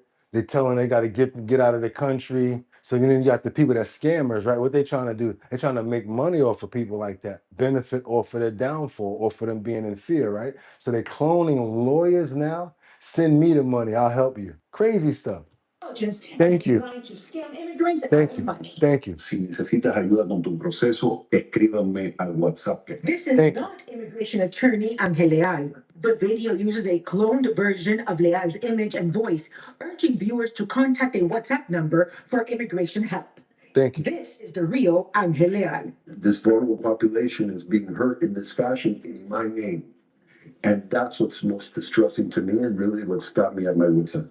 Leal says scammers use fake Thank you, Ms. social media Keisha. accounts, fake websites, and AI-generated videos to target immigrants already living with fear. So that's crazy right there, because a lot of people not gonna understand it. Thank you so much for the God bless you guys. I appreciate you for that. That was a strong one right there too. Check this out though. A lot of people not gonna know the difference between it being AI and it really being him. A lot of people don't even know about apps and stuff. What if he send you this on your phone? And it's him saying, I need you to send me this amount of money if you're gonna be able to stay into the country. Some people might wind up sending that money. Got to be real careful with AI because it can be used for good and it can be used for bad. Let's go. Thank you, Ed Rains. Some fake videos promise work permits, a path back into the U.S. after deportation, or even citizenship without an exam, all for a fee. Where many of them are ending up with final orders of removal, where some of them are not having their applications filed, where some of them believe that they're being represented when in fact that they're not. And then Leal says there's the financial damage. And on top of that, they're stealing their money, which may be the only money that they have that they More like a lie. Yeah, it's right about that one. Who said that? Brian King Falcone?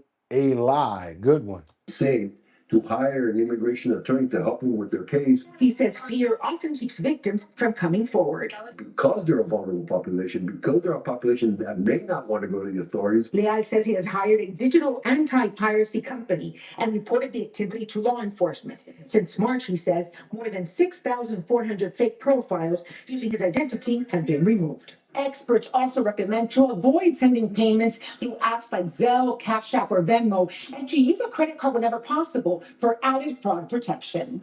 In Miami, Anna Cuervo, NBC6. Where there's a will, there's a way. So there's people out there like, oh, they're not going to know the difference. How about I act like I'm this lawyer, send this video out to about 10,000 people and tell them they got to send me $5,000 if they don't want to get, you know what I'm saying? Deported. And next thing you know, they sending you their money, their last money. Want to pray for them. I'm sorry, I got to do it, you guys. Got to pray for them people and pray for the scammers and the people that's being scammed. You know why I'm saying that? Because at least these people are trying to stay in the country legally. They're trying their best to do it the right way. Want to pray for y'all. Yeah, amen. They trying, you guys. You can't just look at it like they're not trying to do it the right way. You got people that's doing it, that's trying to take advantage of them. And you can't always get angry at immigrant for being an immigrant. They're trying to go ahead and get their lives together. Let's get on over here. I got this sad story about this chef right here. Don't want to just let it pass. Yes, that's right. We got to show some love. Yeah, that was Trump up there showing his powers, you guys. You see that? Check this out right here. We got a situation with this Southside chef. He was among two men that lost their lives in Chicago. On the side, I think this is the one that cuts hair and does like chef specialties and things like that. Really sad situation from somebody that's trying to help people in the community. I'm sorry, he's actually he's a really good chef too. He opened up 3 or 4 different other locations and helped out a lot of entrepreneurs. Sad situation here, you guys. I don't like stuff like this. He was actually like a really good man, it seems like. Let's get on over to the south side of Chicago, where a chef who was among 2 people that lost their lives in the backyards of a mass shooting. I don't know what happened to make this happen, but he's definitely a good guy when it came down to his work. That's what people say. He was passionate about something for someone, and he doesn't stop. Many knew him as Chef Wavy, but for 44-year-old Isaac Bradley, his job came second to his role as dad. Chef Wavy was not just Chef Wavy. He was a dad, he was a brother, he was still my friend. Bradley leaves behind a 16-year-old son. It doesn't make sense to me. It doesn't. This is very senseless. It doesn't make sense to me. He'd spearheaded multiple restaurants with partner Eric Rico Nance, including Stussie's Diner, Lighthouse Whole Food Grill, and Chemistry. And we are so thankful to have the little piece that God gave us of him while we were upon this world, upon this earth. 10 to 12 years of friendship, of brotherhood, of partnership. He's changed and touched all of our lives. Bradley was one of 2 people shot and killed in a mass shooting in back of the yards early this morning. His family says he'd stopped by someone's home to cut their hair, a side hustle he had. That's what he did. Like, he was tired. He went to go cut someone's hair, and this happened. The shooting just before midnight on the 5100 block of South Wood. Another man was shot and killed. 5 others, including 3 men and a woman, got wounded and are recovering. Their ages ranging from 21 to 54 years old. Police tell us 2 armed men are responsible, saying they approached a group of people standing outside and started firing. Oh my gosh, I can really use one of his speeches about forgiveness, because I get, like, things happen. I get, nothing is in our plan. You know, plans get much monkey wrenches thrown in them all the time. But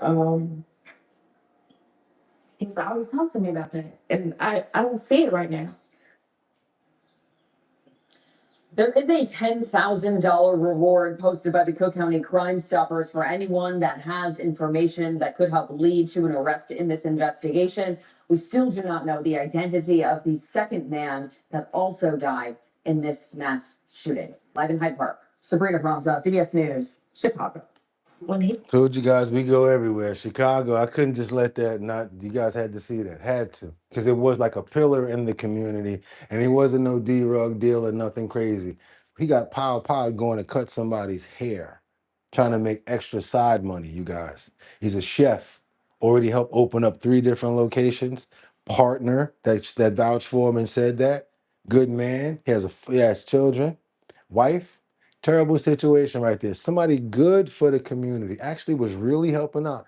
And I keep telling you guys, I tell you all the time, it's always the innocent people that don't got nothing to do with it. The ones that can actually help people. That's the sad part about it. I want to pray for him. I want to pray for his family. I like to pray for strength for them in this tragic time. Hope they're going to be able to move forward. Hopefully his son can step up and be just as great as his dad was and doesn't forget the things that he taught him, because that's all that he has left of him. Because think about this, you guys. He didn't just lose his life. He lost his wife. He lost his son. Lost his family. And they lost him as well. And the community lost all the good and beautiful things about this man that they don't think about. Hopefully they find the people that did this and bring them to justice before anybody else gets hurt, that gets harmed this way. We ask that today in the Lord's name, Father God's name. Amen. It's crazy. Another crazy moment. That's the devil going after good people. May God bless them. Amen. Good morning, Miss Keisha. Yeah, good morning, Jonathan, Lee Davis, Franklin. See what I'm telling you guys? Why every day is important? We worry about those problems all the time. Oh, I gotta do this. My back hurt. How about this? Thank you for letting me wake up and my back is hurting. Thank you for waking up and I got one leg. I'm serious, you guys. Y'all gotta be thankful for the day. Then the problems come in. That is my saying right there. I say it all day. I thank the Lord first, and then whatever I got to deal with, at least I'm able here to do it. If I'm able to do it, you can't complain when you can't complain, right? Thank you, God. Now we keep on moving. That's right. That's how we do it over here. We got to get on over to Washington because we finally are getting the full story from someone that was involved in this situation and in a life-changing situation. It's good to hear from the horse's mouth when situations like this occur. We got a situation coming up in Washington. There's Congress that's hearing something and someone that I think you need to listen to. There's an that's right, ex-trans girl that's testifying at Congress and saying that the procedures for children are not a good idea. Person that actually had the procedure thought that they wanted to do it. Years later, total regret. These are the types of stories I think we need to be talking about and we need to be seeing. Told you guys earlier about why I'm not a Republican, right? This is why I'm not a Democrat. Call me out on it. I'm telling you right up and straight up and down. Because they cool with this. I'm not cool with it. I'm not cool with it being in schools. I'm not cool with the sashaying in front of the little kids and all of that. I'm not okay with the books. I'm not okay with the bathrooms. I'm not okay with the the men and women's sports. And if you're for something that I'm against, I can't rock with you. So now you see Boogotti ain't a Republican or a Democrat, right? We're going to break it down as we go through these situations so you guys can really get it. Let's go. This is child abuse, and we already have legislation that is making other forms of abuse in children illegal. This is no different, and we need to act now. Chloe Cole said Congress should make sure that more children don't suffer the same experience she's been through. At age 15, she transitioned to become a boy, even having her breasts surgically removed. Just 1 year later, she realized she made a terrible mistake. These are the people you should listen to. Real talk. 13, 14, 15. Ain't nowhere in the world they know what they're doing. The peace and self-acceptance that I was promised never came. Chloe testified that, like many teens, she felt uncomfortable in her changing body. Turning to social media, What's up, Teddy? she learned about transgenderism and became convinced she needed a sex change. Before I even had a consultation, medicalization was already on my mind because these ideas were going around that this was an inherent medical condition I had, that somehow on some level I was actually a young man and I would not be able to survive really without going through this. A transgender activist told the committee procedures like Chloe's are the right course for some troubled kids and that the government has no right to intervene in a family decision. Few principles in American law are more settled than the right of parents to make medical decisions for their own children in consultation Changing your body doesn't change your mind, right, Mike? with their doctors. Parents exercise that right every day for every other medical condition their children may face. Parents, not politicians, know their children best. Chloe claims doctors don't give parents much of a choice, often predicting dire consequences for not supporting a child's wishes. The central thesis that attempts to justify child transitioning is transition your daughter or bury her. That's the lie my parents were told. And every parent of a trans-identified child I know was told the same thing. So if you don't, because you're not giving them what they want, they might get so depressed. They might feel neglected. They might feel blah, blah, blah. The next thing you know, you're going to have to do this. Wrong on top of wrong. This is insanity. Thank you so much, Coco Weeks. Thank you so much, Winter. You guys see where I'm going with this stuff right here? I love to just bring it right to the facts so you guys can actually see what's going on here, right in your face. So now that's one that complied and went and did it. Now look at that. Wish she had those in there, huh? Trying to be as much as a woman as she possibly can. Why? Because she was too young to make that decision. And 1 year later, already regretting it. And because of the position that they were put in, felt they were forced. You hear that?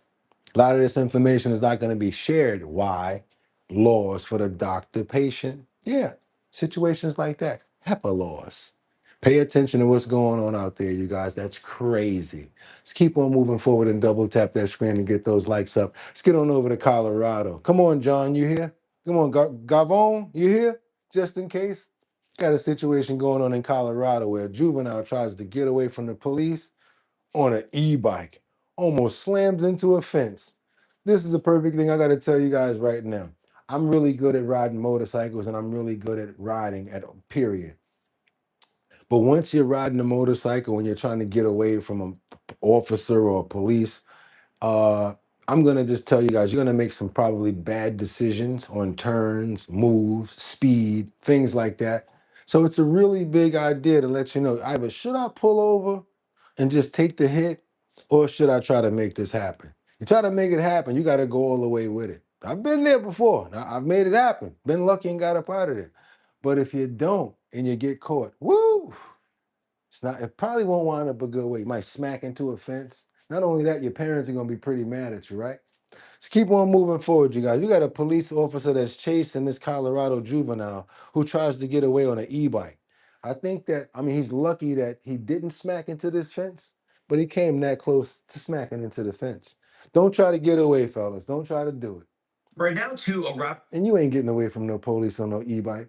Arapahoe County, and go ahead and take a look at this video right here. Deputies say a kid on an e-bike decided to try and get away from them and nearly crashed into a fence. The sheriff's office shared this video that's very dangerous encounter here. They say e-bikes can be very dangerous and running from law enforcement is not a game. Now he came inches from smacking into that fence right there. He had to slow it all the way down in order to make the turn.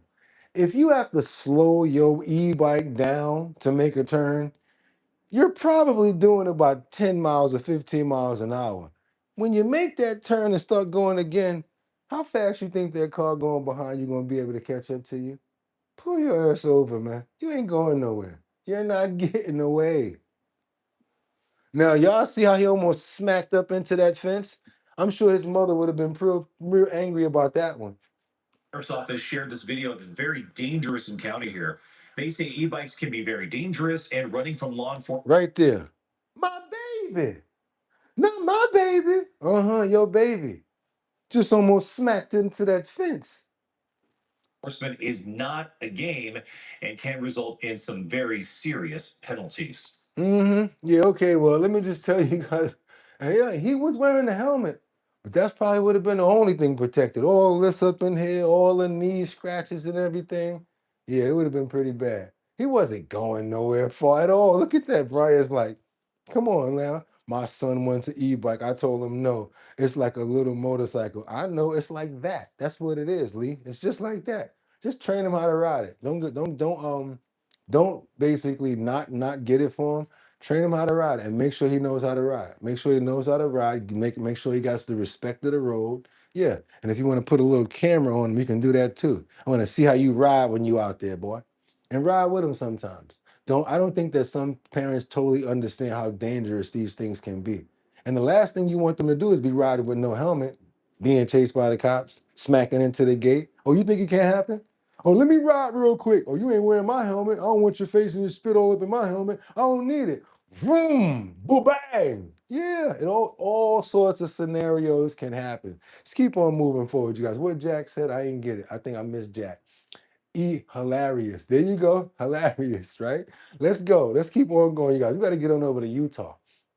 We got a situation over here.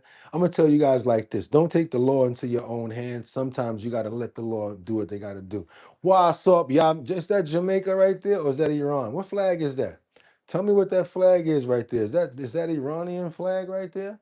Or is that Jamaica right there? I see a lion over there. So I'm not, no, that's not Jamaica. That's Iran over there. Shout out to Hamid. What's up, Hamid? I think that's the shout out to Hamid. Show man love. Hey, ain't got nothing to do with that crap over there, bro. Shout out to Hamid over there if you guys are watching from Iran. That's right. What's up? How y'all doing? Family over here, Hamid. We ain't nothing but respect. Let's keep on. Doctor told me 2 beers a day is dangerous. Jake, we like who we like. Let's keep on moving forward, you guys. Okay, homie, there ain't nothing but love over here. Just don't spam. Say some stuff. Let's get on some topics over here. I got another situation where we got a judge that sentences a pool contractor who drained families' bank accounts instead of the pools. Oh, he drained the pools, but he took several thousands of dollars from these families too. Be careful who you have coming over to do work in your house. Be careful. Rob Riley, Triton Cooling Spot. We introduced you to Rob Riley and his company back in 2023. You are not a good person. Mr. Riley is a mole in sheep's clothing. And that's what a victim and a prosecutor had to say about Riley at his recent sentencing hearings. I accept the responsibility, and I'm sorry that they weren't able to have their pools completed by their dates. I'm Fox 13 News investigative reporter Nate Carlisle with a story we've been tracking. How many people here have had a bad deal, a bad situation go wrong with a contractor? How many? Oh, they got you, Hamid. Be careful, because they'll get you up out of here. First, they delete your message. Now it's you. Be careful. They're going to come for you next. I kind of knew you was a troll, but I let you rock for a second.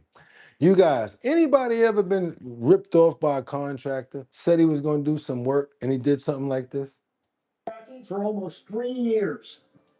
Here's one of the pools. Prosecutors say Rob Riley took $62,000 from a family in Far West and didn't finish.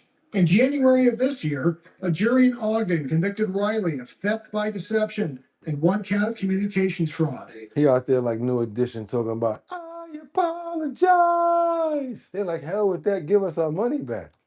Riley then pleaded guilty to theft or fraud charges in 5 other cases. He was sentenced at hearings in April and 1 in May. What should have been an exciting and meaningful investment for my family turned into a deeply stressful and painful experience. Cynthia Flicker was one of Riley's customers. Her family hired Riley to tear out and replace their pool in North Ogden. He didn't finish the job, though court records say the Flickers paid Riley $39,000. The damage extends far beyond dollars. It has impacted our trust in others and created a lasting stress in our daily lives. At that April hearing, Riley's attorney argued he should be sentenced to pay restitution and credit for the 14 months he already served in jail. So 62,000 plus they 30-something thousand. No, it was getting more than one person. This is more than one person.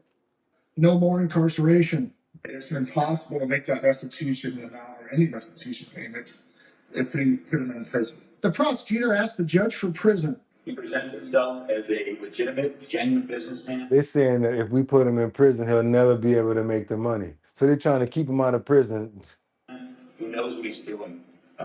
Basically goes out and engages in business and is able to defraud these people out of thousands of dollars.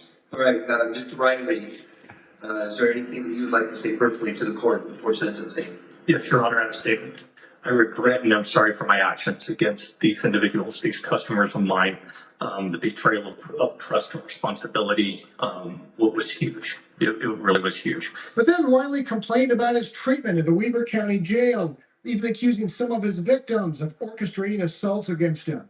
I've experienced a sexual assault by a corporal while at the jail. A spokesman for the Weber County Sheriff's Office tells Fox 13 it investigated Riley's claims and found they had, quote, no merit, end quote.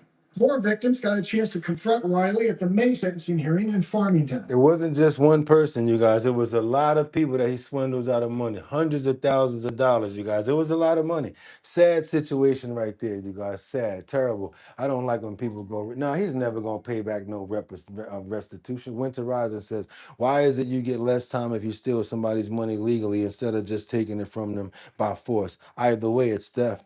I like that. You're right about that. Let's go. Let's keep on going, you guys. Y'all know what what is a good song. I don't know if you guys like the song, but when I was growing up, I heard it a pretty good amount of times when I was watching wrestling. You know what I'm gonna say, right? And I know a lot of people probably won't agree with me, but yes, I am a real American. Fight for the rights of every man. You know, I know what you guys thought I was gonna sing Hillbilly Jim or something, right? No. Give the man his props. Go ahead and give him his props. Yeah, we know we heard a lot about it afterward. A lot of stories that came out afterward about the R word, of course. But when we were kids, you know, we really looked up to him. Oh yeah, that's right, you guys. I'm sorry, not Macho Man, but you know Mean Gene when I'm hanging and banging on Venice Beach. That's what I'm talking about. That's what I'm talking about. Hulk Hogan.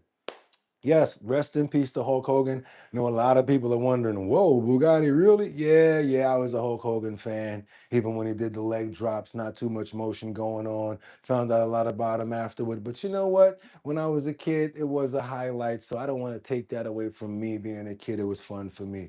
So right now, you guys, we're going to go over to Florida, Clearwater to be exact, because the police department has finally completed the investigation into Terry, that's right, Terry, what's his last name? I forgot his last name, but into Hulk Hogan's death. So you're going to find out the results and see what's going on with this situation here. Let's go. As we come on the air, we are tracking breaking news out of Clearwater. Within the last few hours, Clearwater Police released its completed investigation into the death of WWE star Hulk Hogan last July. The department officially classified his death as natural. What you mean I dropped the ball, brother? Richard Sullivan, 4341. I told you I do what I want to do in this life. This is my flow. I do what I want to do. And there's other people that agree with me too. So you do what you want to do with your flow. I do what I want to do with mine, okay? Let's go. Clearwater Police began the investigation after Terry Bollea was found unresponsive in his Clearwater Terry home Bollea. and taken to Morton Plant Hospital, where he later died. His wife, a home health aide, and an occupational therapist were at the home when it happened. The report says they noticed he was not breathing when the occupational therapist tried to take his blood pressure. Oh, okay. Investigators interviewed multiple witnesses and reviewed recordings in this case, which they say pointed to a natural death. Last year, a medical examiner ruled Hogan died of a heart attack. I understand. At 71 years old. Records show he had a history of leukemia and atrial fibrillation. Very important. He had a history of heart issues and the history of this going on. So not like he didn't already have a diagnosis of already having heart issues. So we definitely know. And again, a lot of people have their own feelings about Hulk Hogan, about him being racist and stuff like that. I get it. I get it. But like I said, I was raised with Hulk Hogan. WWF was one of my favorite characters, especially when he started doing and you hit him again. And then he gets stronger, and then he gets stronger. Come on, y'all, stop playing. Y'all already know it. So I get what y'all saying, but rest in peace, man. All right, let's let it go. 1 years old. Records show he had a history of leukemia and atrial fibrillation. This Metro Atlanta man's faith is the reason. Now we got this next situation up here with this youngster. I don't know what he was thinking about. Oh no. Gotta show some love right here.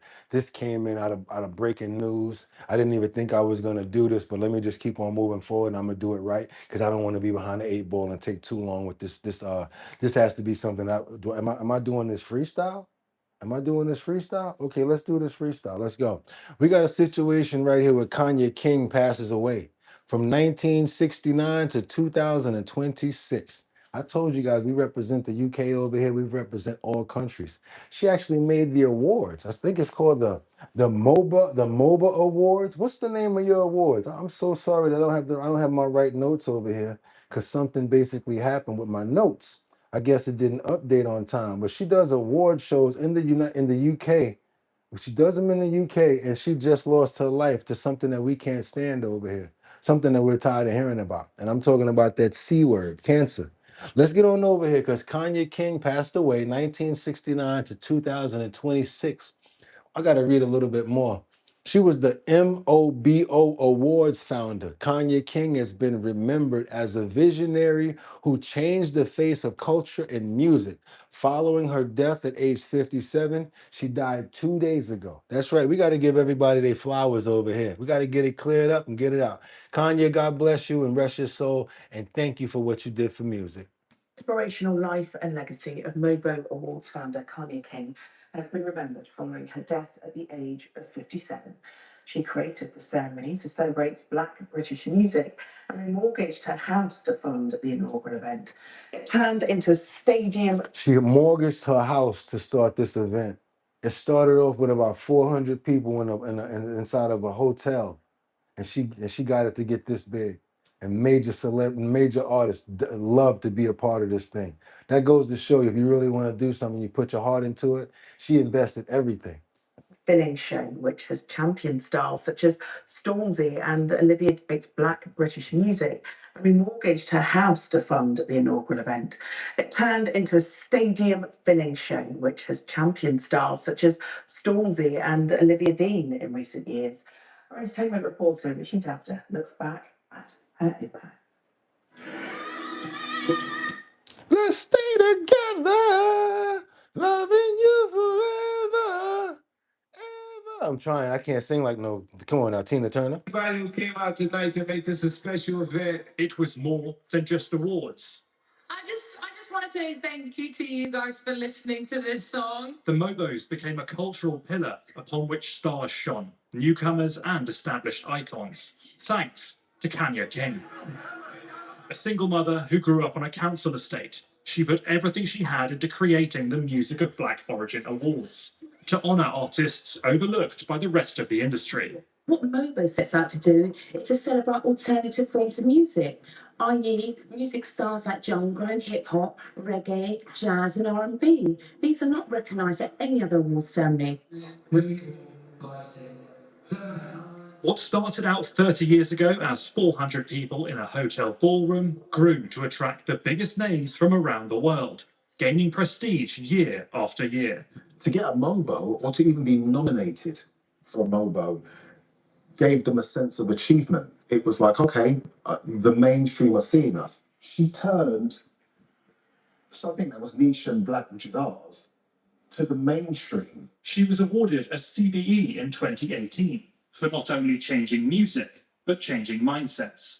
She's encouraged us as communities to unite, to be one, to realize that we're stronger together than we are apart, to raise each other up, to lift each other up, that music is a universal language, and that people all around the world want to hear what we have to say. In 2024, King was diagnosed with colon cancer, using her MOBO platform to spread awareness. Let me be real with you.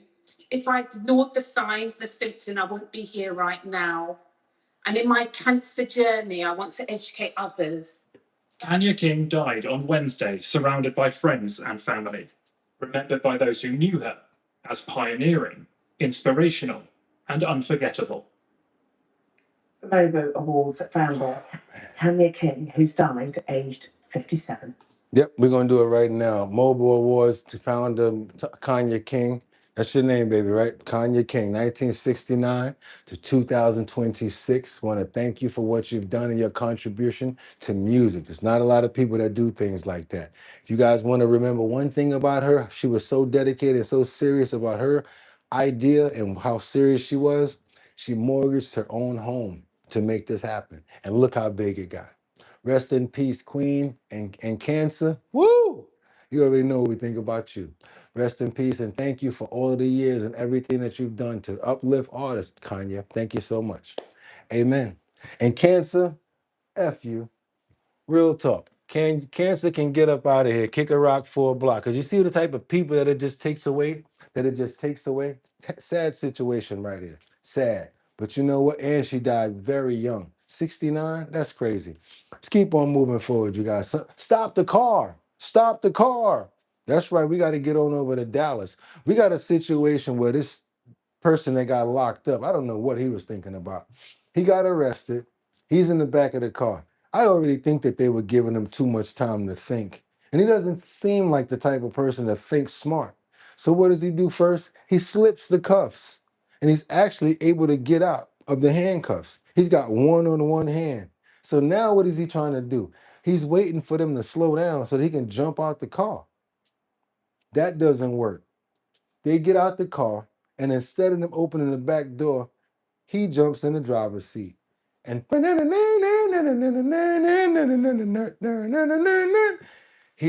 he gets that little shock from that bzzz, and Benny Hill starts. Let's keep on going, you guys. Let's go on over to Dallas, where this fool tries to escape from the police cuffs and he hijacks the police car in Dallas.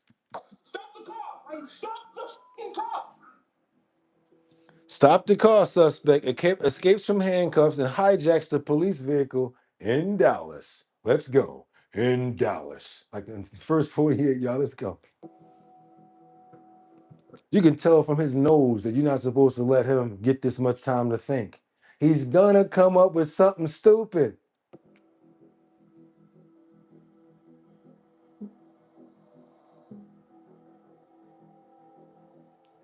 And he already look high.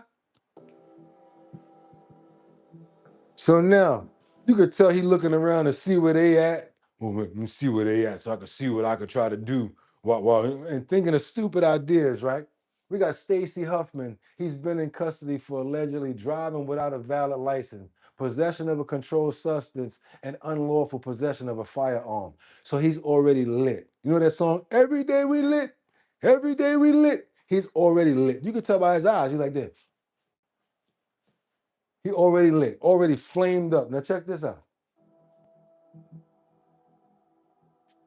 Already in the back of the whip. This is when you already get you already heard the watch your head. Now you're in the back. Why they left him in the back that long? I don't know. Let's keep going.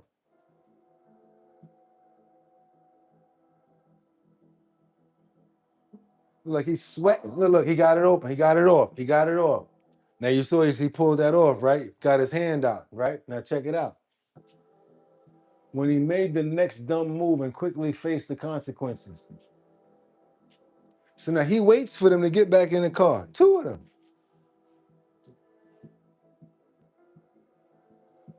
So now, like a fronted, he think he gonna just be able to and get up out of there. No, fool. Child proof is on it, dummy.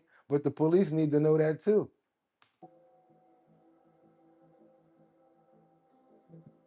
So now the cop gonna turn around. What are you doing? What are you doing? Hey, wait a minute. He ain't even got his cuff on. Watch this.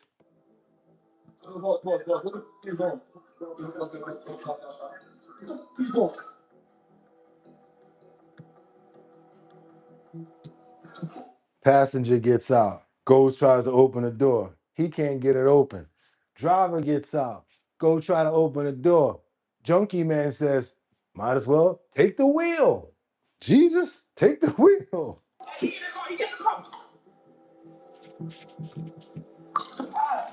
Bzz. Oh, my back. Bzz. Got him on sizzle sazzle right now. Right in the back. Come on, y'all. But he's high. So he's fighting it. Oh, he's fighting it because he's high. He's on drugs. He can. Oh. Stop the car!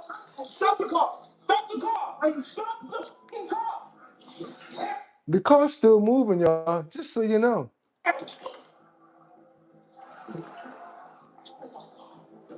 So he don't let him out the back. You back there. You locked up the same way I was. You're going to have to jump out another way.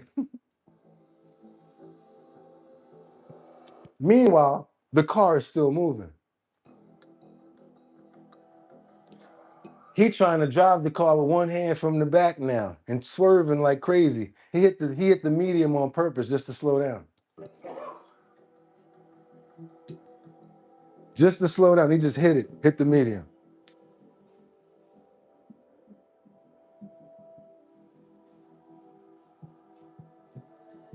So he in the back. Fool, that don't work. The other dude just tried to do that. You only got one way to get out this car.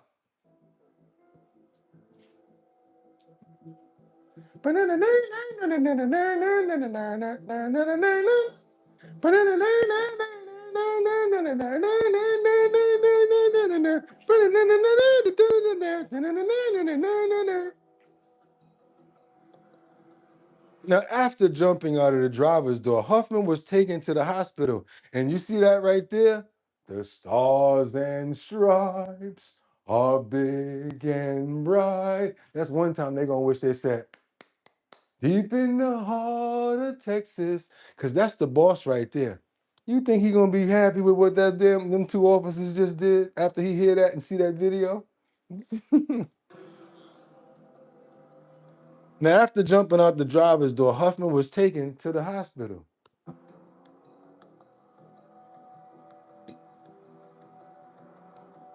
He faces numerous charges in addition to the original ones, including unauthorized use of a motor vehicle and escape from custody. Unauthorized use of a vehicle. That's because they don't want to be embarrassed by saying he stole the police car.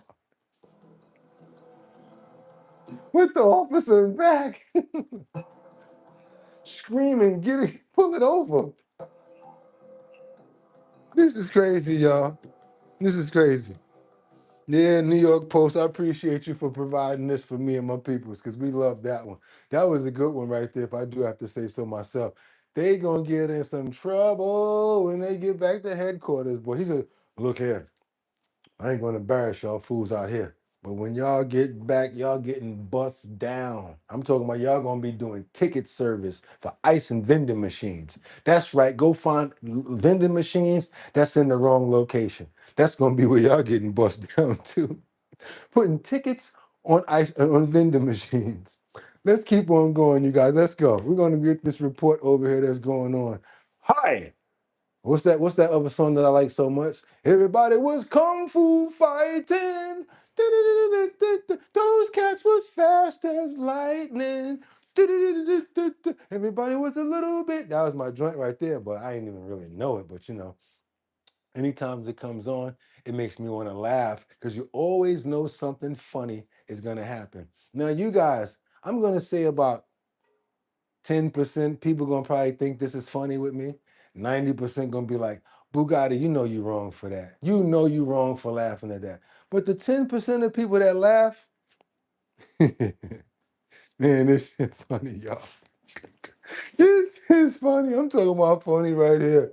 Whoever's angry at me, we're supposed to not agree all the time. It's called our bottom line. Remember? You don't agree on everything. Don't just take it for when it's only good for you. Come on, y'all. We got a situation over here where everybody was kung fu fighting. We got these robots, martial artists. I'm talking about the robots. I already told you guys. Imagine if you get a robot, right? We're talking about almost, it should be almost like Neo, kind of like the Matrix, when it can download any sort of fight, and it should be able to replicate, teach it this book, you know, keep on moving forward, it should get good. Right, AI. That's right. So that means if I download Kung Fu and put it in this AI robot, he should be able to do Kung Fu, right? He should be able to. But that doesn't mean that you put your kid in front of him while he's doing it. Oh man. And this little youngster right here, I don't know if his name is Bing Chow Wow or whatever his name is, but I know one thing.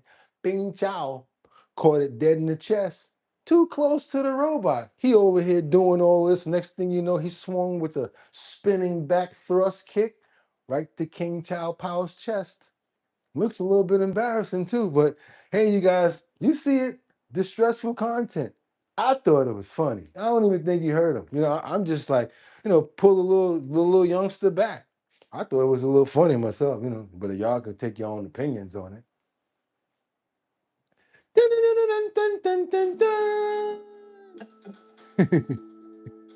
Everybody,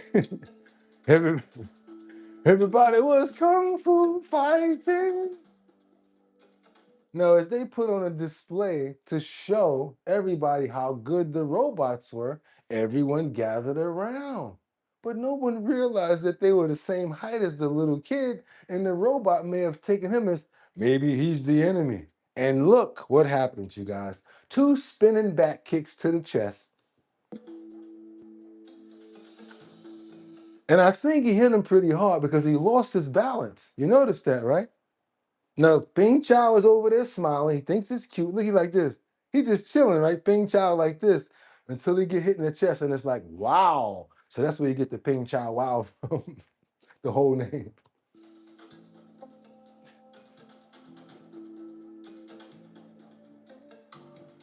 Now, you know it's serious because any other time somebody gets kicked in the chest, especially when it comes from those type of people, any one of his friends that studied longer would be like, hey, you don't do that to my friend.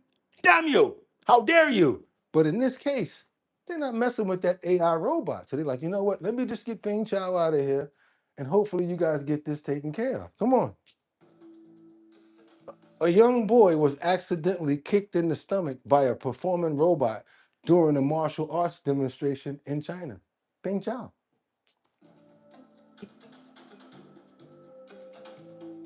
Now, as you can see, they got him by remote control and they pulled him back. Yep. Crazy, you guys. Crazy. Let's keep on going. Now, the incident follows other moments of AI robots malfunctioning and causing havoc as well. Let's see a little bit more havoc going on that we probably can expect until they get it right. They're just learning. It's AI.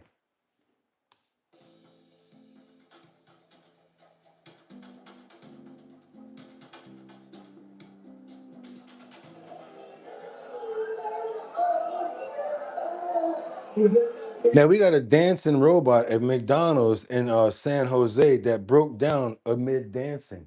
If you notice, I don't think he realized the distance, and he wound up smacking everything off of the table.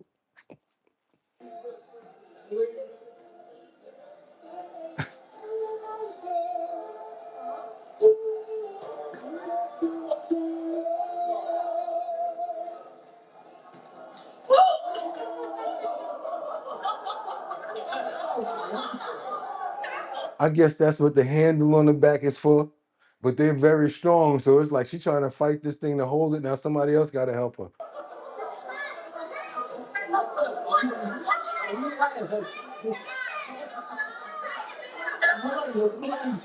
So yeah, y'all, I know that you guys are ready for AI, but I think AI got a lot more learning to do before it can get to the situation where it can get to be able to handle itself. That was kind of crazy right there, right? Woo! Let's go, y'all. Let's go. Let's keep on going. We got to keep on going. We got to get on over to Cleveland. No, not the Cleveland show. Got to get on over to Cleveland. We got this crazy driver who went after anyone who was in his path. I mean, anybody who was in his path. I wanted to get you guys a little laughter before we saw this video because this is a pretty chaotic scene that led to a standoff. Yeah. Anybody know where Mentor is in Cleveland? That's right. We go everywhere. Cleveland, Mentor. Come on, let's go there.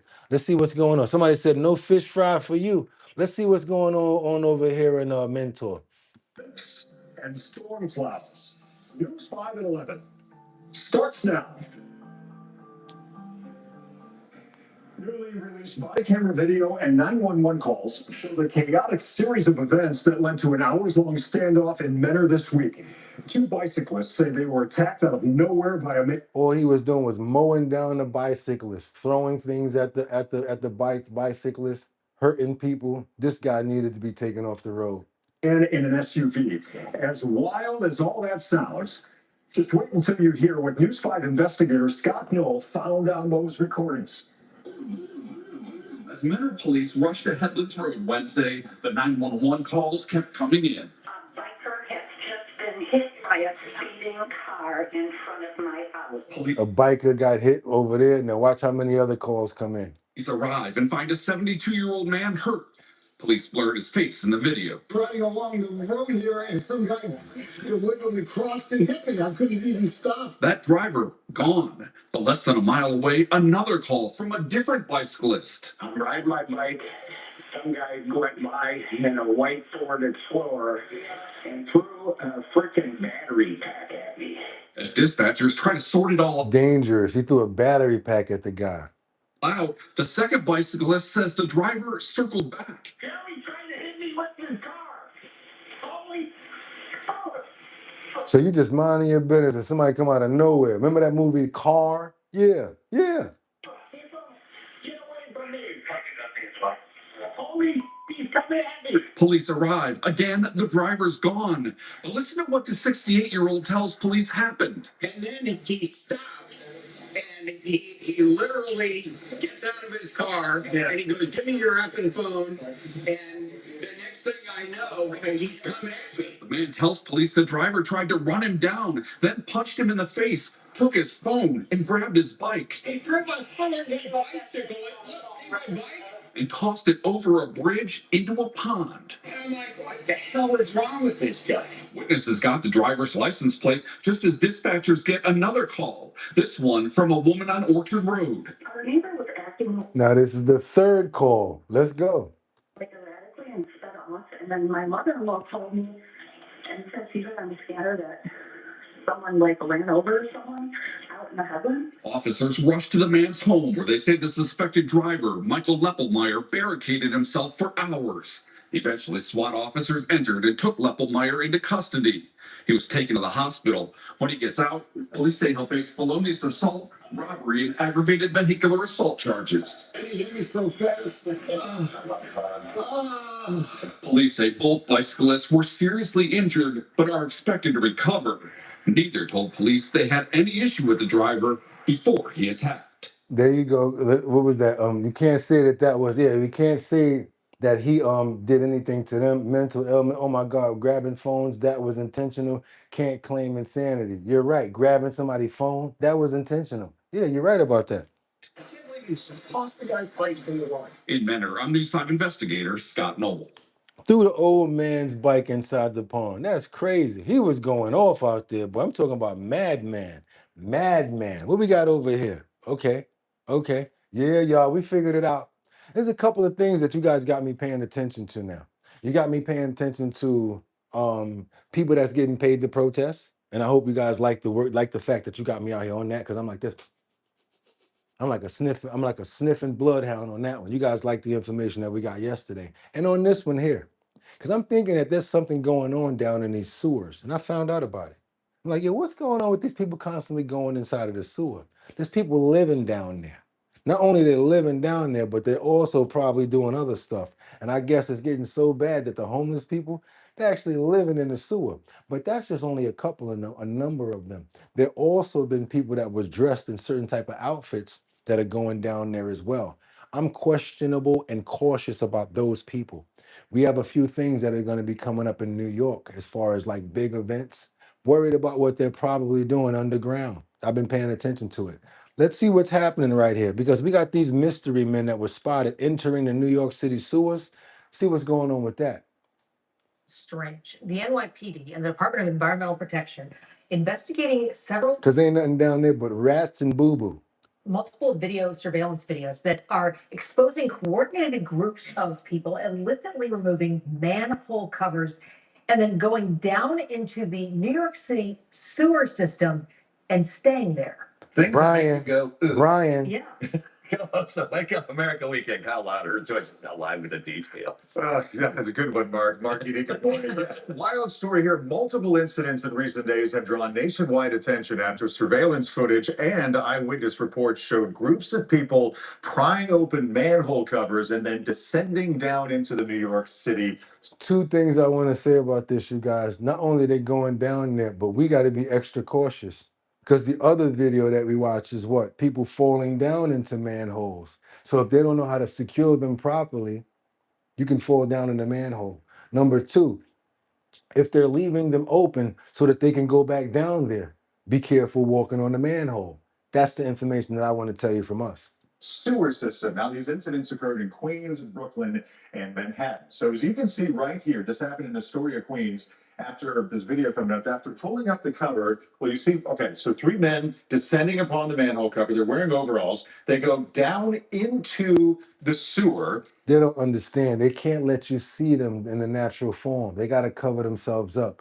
That is Raphael, that is Michelangelo, and Donatello. They are three from the Teenage Mutant Ninja Turtles. They're going to hang out with Splinter. I mean, this is a brazen thing. Now, this car is involved, eyewitnesses say, and then they just casually put the manhole cover back on their way down. And then as you're going to see right here, the white vehicle drives away. Now, I did have a chance to speak with the owner of, his name is Aki Jakupo, which is the owner of Aki Auto Care in Astoria, Queens. Not only Teenage Mutant Ninja Turtles, Teenage Mutant Ninja Turtles, Turtles in a Half Shell, Turtle Power. did his shop security camera capture the incident. He saw it with his own eyes. Stopped in the middle of the street. They just started working on the manhole right here, literally 10 feet in front of my place. They cracked open the cover, they went in, and they closed it right after, like they were never there. Who knows where they came out of, or are they living there, are they sleeping there? I have no idea. A lot of people, saw the videos, a lot of people reach out to me. I'm born and raised here in Astoria, so a lot of people know me here. Right. So they'll ask me what's going on. I said, dude, I don't know. I wish I could tell you, You got three people going in the sewer. Very strange. Winter Rising says, maybe they're still looking for April. Who's the one that they always fighting? What's his name? Not Master Splinter, but the other one with the crazy, with with the ninja mask on that they always trying to defend themselves from, the bad guy Scar or something like that. That's what they're trying to defend themselves. Oh, my bad, Shredder. Oh, you guys are real Teenage Mutant Ninja Turtle fans up in here. Wait a minute. Remember this? I love being a turtle. That used to be my favorite movie. I can't even front. I used to love Teenage Mutant Ninja Turtles, y'all. Love it. Love that movie. I don't know why. I just loved it. Thought it was cute, especially as a kid. Let's keep on moving forward, you guys. Let's go. We got this judge that needs to be, yeah, paint the walls. Need to paint the walls with this judge right here, a little different. I think their walls might need a little bit of painting. That's what I'm gonna say. The walls need a little bit of painting. The judge tosses out this case against a trans number 6 offender. That's right, you guys. Come on, Virginia. Judge is throwing out cases like this. He thought it was okay that he can go inside of a bathroom where little girls are at and women and expose himself because he feels like he's a woman. Now, you see, I'm not changing my words for nobody, for no description or nothing. He feels like he's a woman, so he can take it out in front of anybody. Men, children, women, whoever. He don't care. Let's keep on going over here. Because the judge threw out the case, and I can't believe this. So a crazy story out of Virginia. A Virginia just throwing out the case. He says he's a woman. Against a registered sex offender accused of exposing himself in women's high school locker room. Richard Cox was arrested in 2024 and claimed it is within his rights because he is a transgender woman. He still faces other sexual assault and child pornography charges, which have not been dropped. Our next guest is the president of Virginians for Safe Communities, Sean Kennedy, joins us now. So, Sean, obviously this is egregious. What was this judge thinking? He's basically making an overbroad argument about some Supreme Court and state court decisions that said that sex offender registry restrictions, the idea that you can't be in front of a school or a daycare, is unconstitutional. It's poppycock. It's ridiculous that Right there it says, if the judge threw it out, then he's down with it. The same behavior secretly, says Crystal. Yeah, look at that Wong turn. That judge needs to be disbarred. Yeah, listen to this. he would say this because this person is proven to be a sexual predator. He's not been convicted of sex crimes against children once, even twice. It's more than 4 times he's been convicted of things like child pornography and other offenses, indecent liberties. And he's currently facing rape charges against a minor in Fairfax County from the 90s. So this guy is a proven predator. So his presence wasn't benign. He wasn't just using these locker rooms. He was intentionally exposing himself. And in fact, in court documents in the 1990s, when he was initially convicted, he said he gets pleasure from exposing himself to children and women. And he wanted to. Okay, Mr. Hoy. So here, 30 years later, we're telling him, oh, yeah, you're welcome in women's locker rooms. Hold on a minute. What has he got? Richard Kenneth Cox, registered number 6 offender. Current charges, possession of child pornography. Number 6, assault. The charges that were dropped by the judge, indecent exposure, indecent liberties with children. Number 6 offender of on school or daycare property. What was he doing there? Number 6 offender, loitering near school, daycare, park, playground. Prior convictions, possession of child pornography. Crazy. There's nothing to see here. It's unbelievable. This is what the court is saying. Thank you, Rochelle. Where the court concludes that the Virginia Rochelle. fails both prongs in the constitutional vagueness analysis for these reasons. The defendant's motion to dismiss the indictment is granted and the indictment are hereby dismissed. He's using the 14th Amendment, which is equal protection under the law. But as you know, once you have been criminally convicted of something, you lose rights all the time. Why is this anything different? No, he absolutely has restrictions on his person that are conditions of his conviction.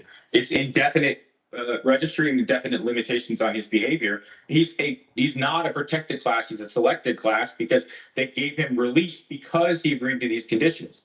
By pleading guilty or being found guilty, he's bound by them. So there's no limitation. The Supreme Court and local court precedents that this judge, Daniel Lopez, cited are not applicable. They were about the general public, defining people broadly as gang members in Chicago or people soliciting prostitution. This is a specific person doing a specific thing at a specific location. That is a allowed class to be limited. And this is crazy out here, you guys. This is bananas. I can't believe this. I can't believe they're allowing this crap right here. You guys, you see what's going on, and protect your children at all times. That's the best thing I could tell you.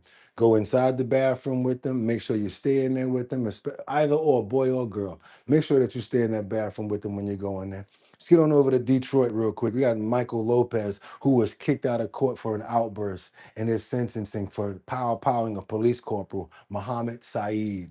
Check this out, you guys. This got pretty turned up right here. They were going back and forth, especially when Mohammed Saeed's wife started to speak. Check this out, you guys. Let's go. Let me see. Boom, boom, boom. Yep. Behind bars for life without the possibility of parole. Michael Lopez was sentenced today for the murder of Melvindale police officer Mohammed Saeed. Jordan Brose has been following the story and was inside the courtroom this morning. He joins us now live. Jordan. Rochelle, a very intense courtroom, a tense court that is a packed court. Melvindale police officers there in attendance, along with Melvindale police officer Corporal Mohammed Saeed's family and friends in this courtroom as well, are waiting almost 2 years to get the sentence handed down today that Michael Lopez, the man convicted of killing Saeed, will now spend the rest of his life in prison without the possibility of parole. Detroit. The proceedings took about 2 hours today, but it was about 2 years to get to this moment, according to the court, what happened today, and the family waiting to get this justice today. Let's start with the sentencing. The prosecutor started with reading statements from Saeed's family. His mom, dad, sisters, his brothers, the prosecutor getting emotional reading them. Now watch what he starts saying. Pay attention to this, y'all. His brother Ahmed also took the stand to read his. He was just sworn in as a Melvindale police officer to follow in his big brother's footsteps. The presiding judge then told Michael Lopez he was only allowed to speak during his allocution. That's the period where a defendant gets his last say before sentencing. What's up, CJ? He did not follow that order and was escorted out of the courtroom before being let back in just to hear his sentence. Back at the end of April, that's when Lopez was convicted on all charges, including first-degree murder and drug offenses. It was now believed that Lopez ran from Officer Saeed while Saeed was conducting a traffic stop. It was then Lopez who then pulled a handgun and shot and killed Saeed. This happened back on July 21st of 2024, something Ahmed mentioned his family has waited for this day to come. Life did not just change, life was no longer life. I no longer live, I just exist. The day I let my brother down, I let my soul down with him. We had so many plans, so many dreams, so many goals. We were supposed to travel to get him married that September. It's 2 months before he was killed. We'll have a much more detailed account of what happened in the courtroom later on CBS News Detroit, and it will be online as well at cbsdetroit.com. Also, we talked to the Melvindale police chief. He said they're holding a memorial motorcycle ride that will be on July 18th to honor Corporal Mohammed Saeed, who died at 26 years old. Reporting live outside the Wayne County Criminal Justice Center, Jordan Burrows, CBS News, Detroit. Sad situation right there. There was a lot of back and forth. I got to be honest about it. The angriness and the back and forth when he got kicked out of the courtroom. But I wanted you guys to get the full story right there. And thank you so much for all of the love and all of the super chats, you guys. Also, if you ain't subscribed to the channel, what are you waiting for? And also, give me all the money in your pockets right now. Give it up. Nah, I'm just kidding. Snap it to a Slim Jim. What I really would like for you to do is what? If you're watching on your phone, and if you have not already, not the people that have done it already, just the new people that have not done it, let's double tap that screen and get those likes up. It gets more people over here to see what we got going on in these stories. And also, we rather PayPal instead of Super Chats. Because, you know, Big Brother like to take their cut. So, yeah, we rather do the PayPal instead of Super Chat because they love to tap the pockets. They already hurting us, but they still want more. Let's keep on going, y'all. Let's double tap that screen. Let's go. Let's see. We got to get on over to Tampa. We got an unprovoked attack on a businesswoman. And this one is crazy right here. She just comes out on a business. She just comes up, pulls up with her helmet and just destroys the place. I don't know if she's cuckoo for Cocoa Puffs. I don't know if she's one of her boyfriends worked there or something like that, but I feel sorry for this 8-ball lounge out here in Tampa because she went kind of crazy. She came in there with a helmet on and smashed the whole place up. Looks like she knew what she was after too. Let's go. Out with an unprovoked attack on a Sarasota County business. Surveillance video shows a woman armed with bricks Kicking the door, waving the bricks.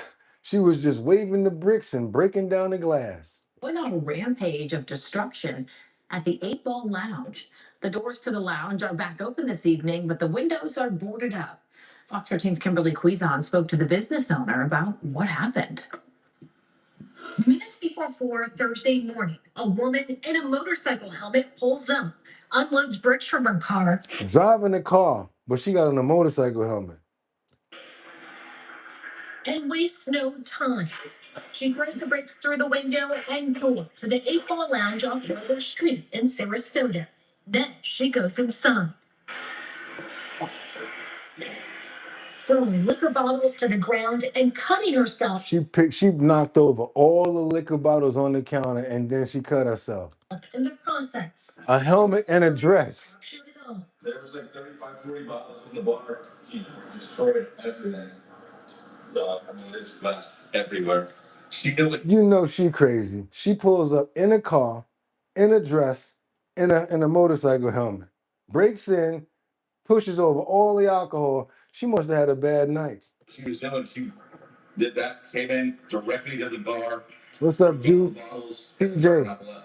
While the Sarasota County Sheriff's Office investigates, owner Michael They got plywood on the window saying we are open, because that's the only way. Because you know somebody drive by there, oh, they still closed from what happened the other night. Let's go over to such and such. So they had to put we are open on the signs outside. That's a shame. Maris wants to know why she did it. The police said that they think they know who it is. They dealt with her yesterday and don't know if she actually has mental issues or not, but something prompted her to do something like this. Her path to destruction lasted only a few minutes, but caused a few $1,000s in damage. We've had little issues over the time, but we've never had anything like this. This is crazy. The employees of the 8-Ball went to work, cleaning up. Look at that. Who said that? I've never been to an 8-ball lounge that didn't have drama in it. Jonathan. The neighborhood lounge and are back open for a good time with good friends. It's been that way forever. So, you know, the 8-Ball Lounge has been here 55 years and isn't going anywhere. In Sarasota County, Kimberly Quizon, Fox 13 News. As long as it ain't the other kind of 8-ball and you guys are sticking to pool. You know what I'm talking about, right? I'm talking about that Hunter. I can feel it. 8-ball. Y'all know what I'm talking about. Long as it ain't that other kind of 8, you know what I'm saying? Let's keep on going, you guys. We got to get on over to Texas. That's right, you guys. Let's get on over to Texas. Let's get on over to San Antonio, to be exact. We got 3 that have been hospitalized after an aggressive, come on now, a bee attack? A bee attack? You really made me report on some bees, Boogotti? Let's see what's going on with these bees. They say that he's the bee's knees. So you got people that got attacked by bees in Texas. Do it get that bad in San Antonio? People went to the hospital after a bee attack near Nacogdoches and Parenvital this morning.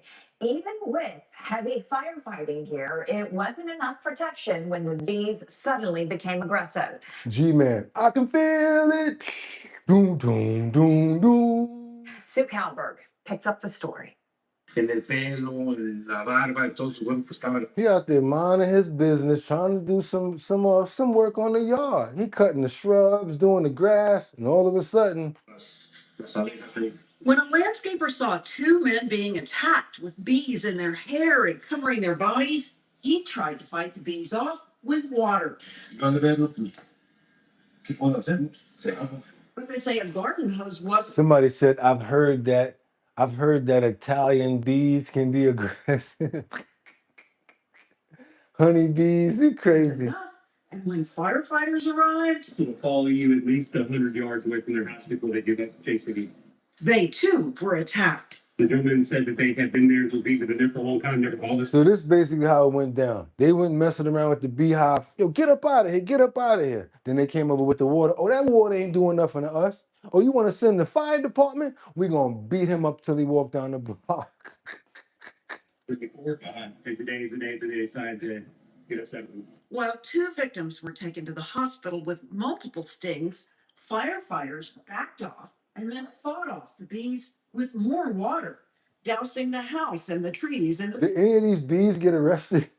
They need some really little cuffs. They'd be like this. Click, click, click. You won't even hear the cuffs. Ain't no for those cuffs. That's more like click, click. the bees until it was safe. One firefighter went to the hospital to be checked out after being stung on the lip. The advice of people who work outdoors: be alert, wear protective That's right. Be alert.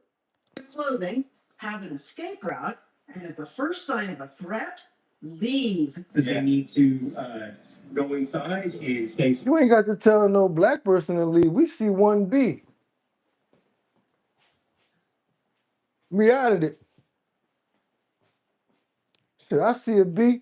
I ain't even trying to swing at them because that's when they get mad and get aggressive. Zzz. Oh yeah, you want to come in for the hot one, like the brown hornet, and sting you. I'm good. First responders say it's important to remember they will only show up on private property if human life is being threatened. They say if it's not an emergency, property owners need to call a removal service. Uh-oh, so I guess they ain't doing it if it ain't an emergency, you guys. You're gonna have to pay for that. Y'all heard that. Don't be calling us for no half-ass situation. If you got the dough, you got to break us off with the chabo, because that's what we get paid to do. Let's double tap that screen and get those likes up. What's up, Jonathan? What's up, Happy Hands? Winter Rising. What's going on, Crystal? Hey, Jay Woods is up in the building. You guys, if you have not double tapped that screen and get those likes up, let's do that. If you have not subscribed, we're on our way to 73,000 subscribers.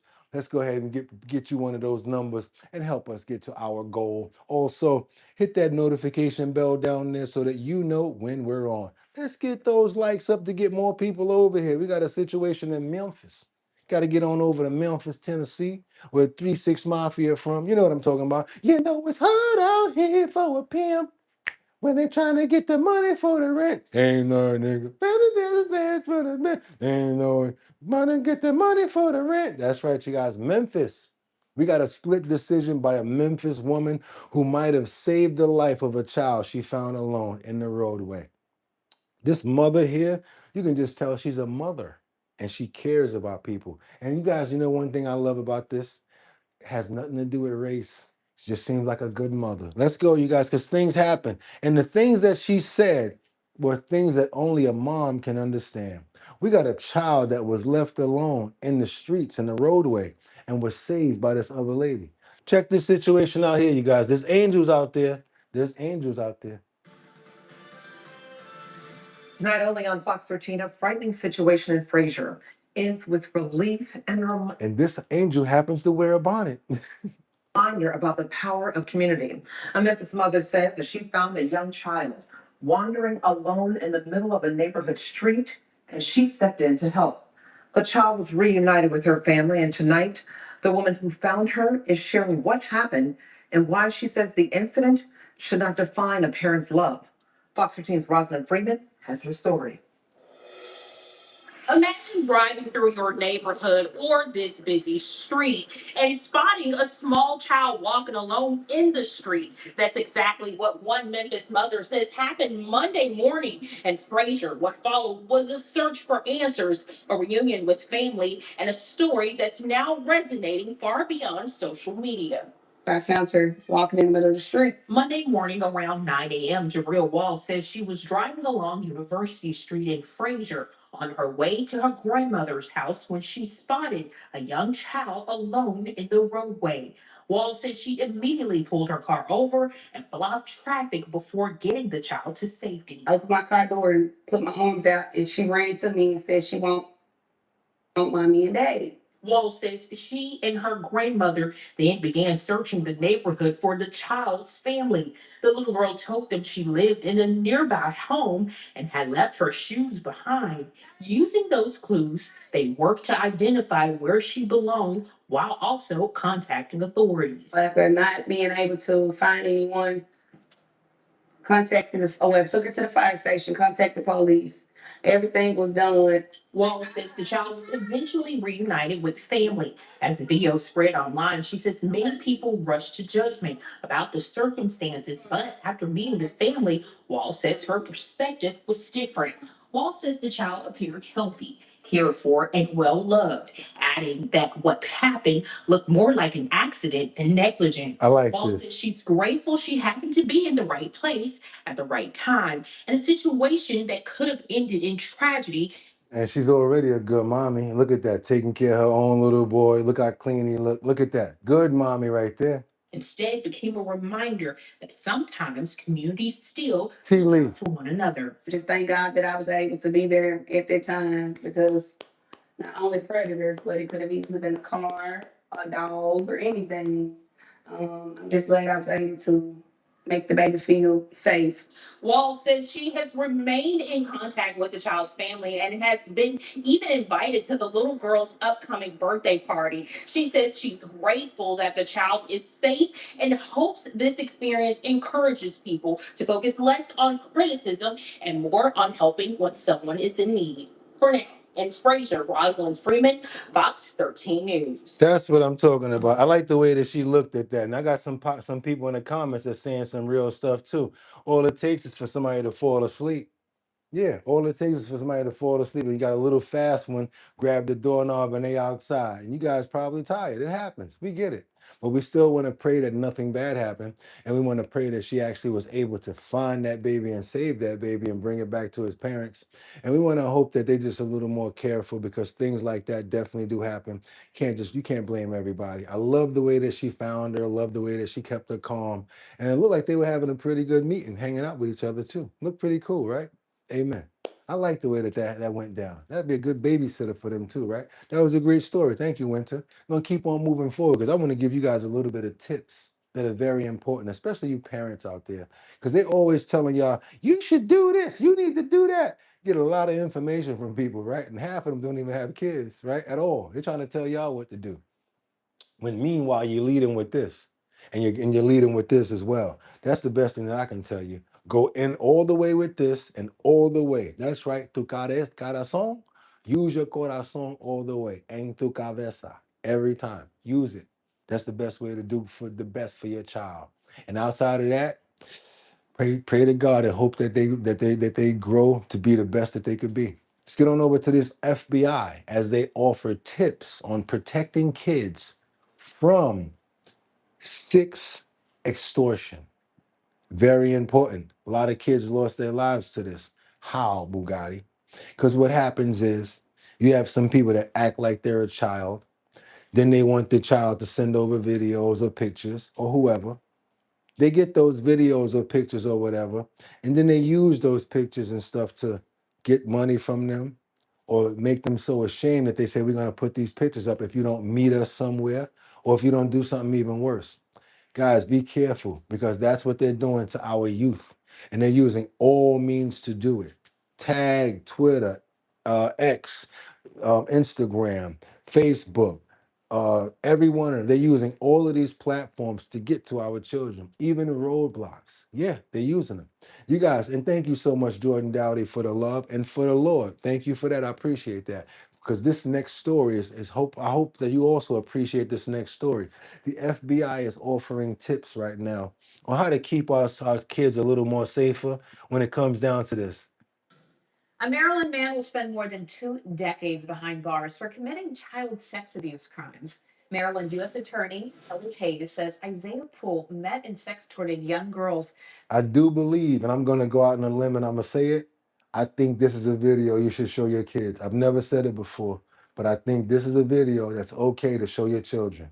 Through social media platforms like Snapchat, investigators say he pretended to be a young girl and manipulated the minors into producing and sending him sexually explicit images.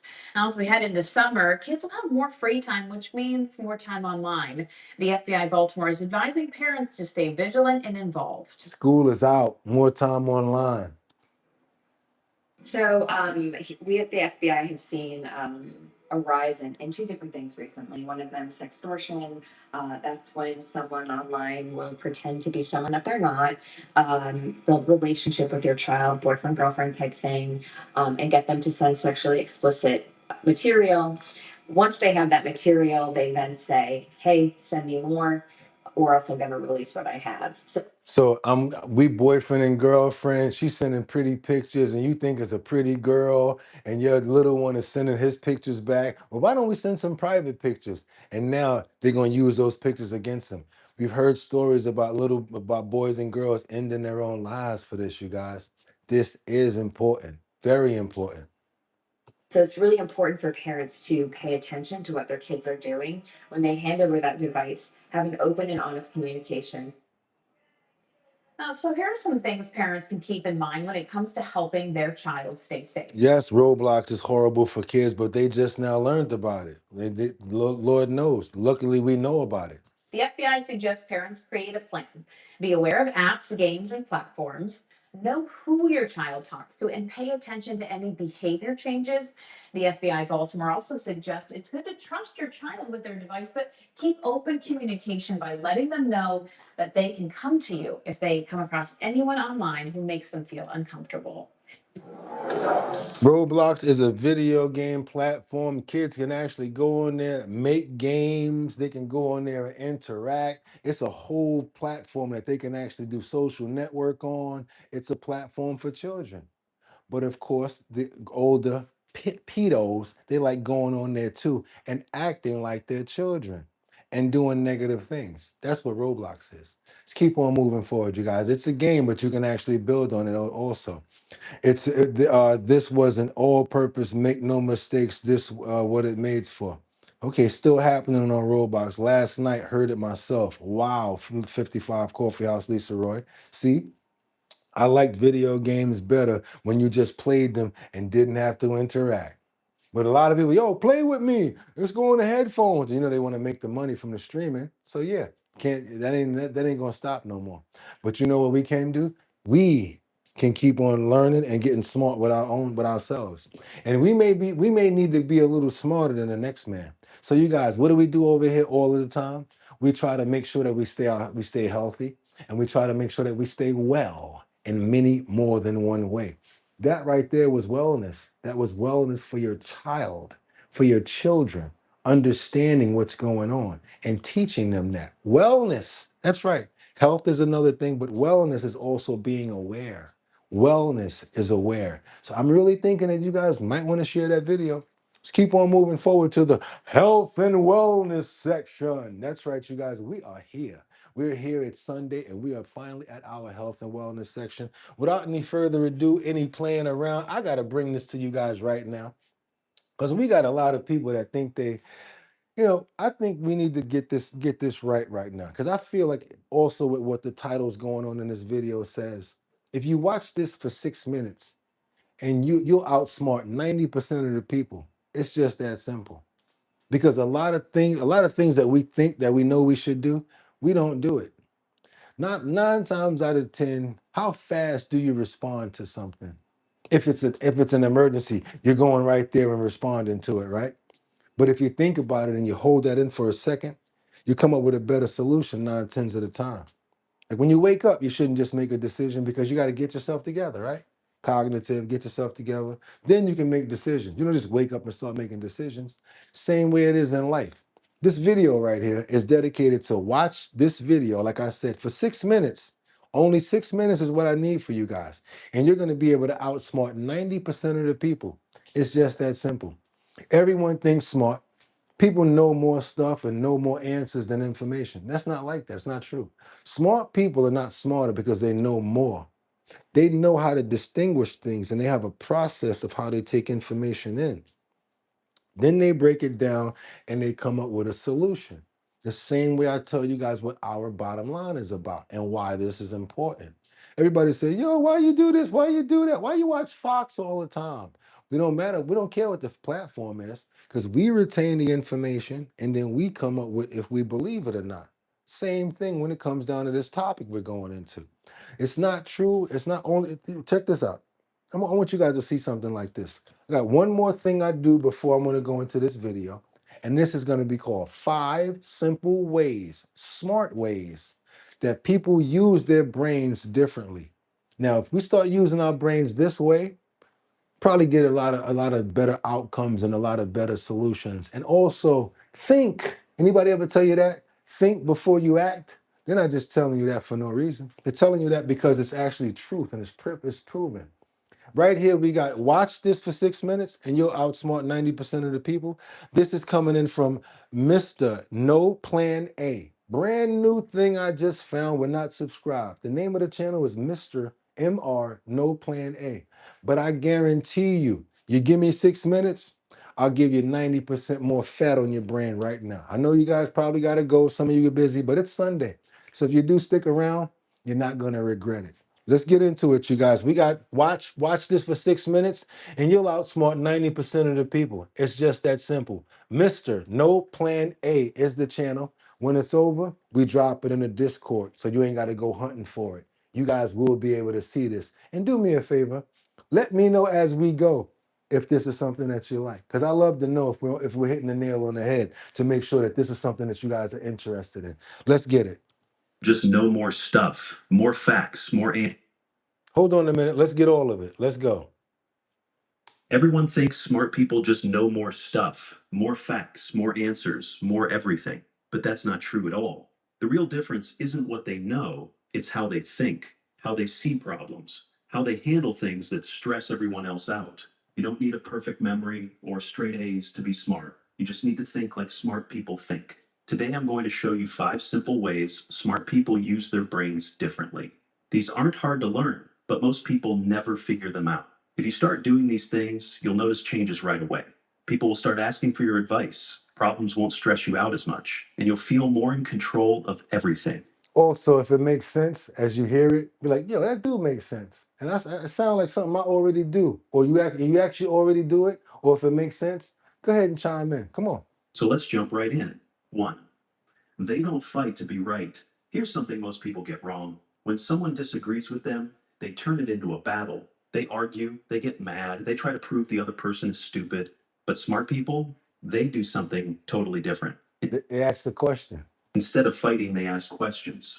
Real questions. Not trick questions to make someone look dumb. They say things like, help me understand why you think that. Or what happened that made you feel this way. They're not trying to win.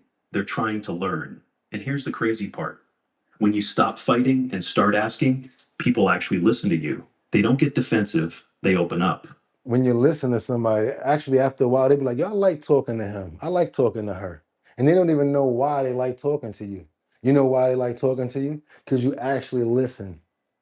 I've done this myself. I'm in negotiations right now.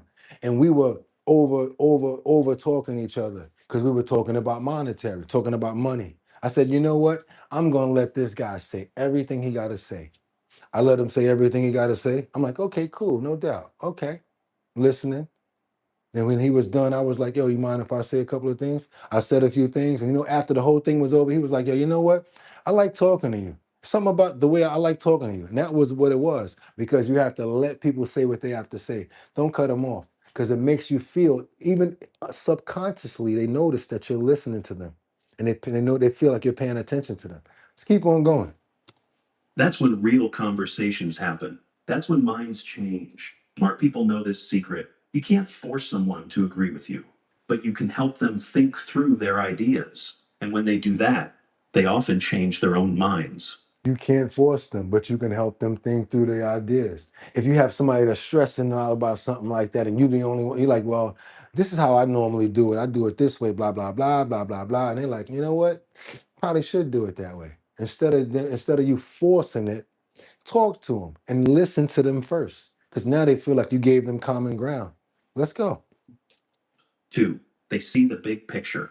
Most people get stuck on small problems. They fail a test and think they're stupid. Check this out. They think they big of the big picture. Most people get stuck on a small problem. For instance, like when I tell you guys, don't get stuck in a rabbit hole. I got this thing that I normally do because I like to act it out. I tell people over here when they come up with that, yo, but Boogotti, you watching Fox 5. I always do, oh boy, but we don't get caught up in rabbit holes over here. I have a different way of saying it. That's why I said some of this stuff might actually pertain to something that you already do. I do my hand like this, and I make the hole, and then I act like this is the rabbit. I say, this is what we do. I said, this is what people do. They get caught in the rabbit hole, and they stuck there. This is what we do at our bottom line. We jump over the rabbit hole. That's the way that I look at it. Let's go. Someone says no to them and they think they're worthless. They have one bad day and think everything is falling apart. But smart people zoom out like a camera. Not skip the question. Don't get caught up in the little parts of the question. Don't let little trigger words trigger you to get stuck. You have a conversation with somebody, whatever, and they're trying to give you attitude. Yeah, motherfucker, but whatever, whatever, whatever. You need to be bigger than them and be like, and don't even bring it up. You're gonna skip over that and stick to the point, is what I'm trying to say. Many instances when somebody says to me, yo, Boogotti, but you always watching Fox.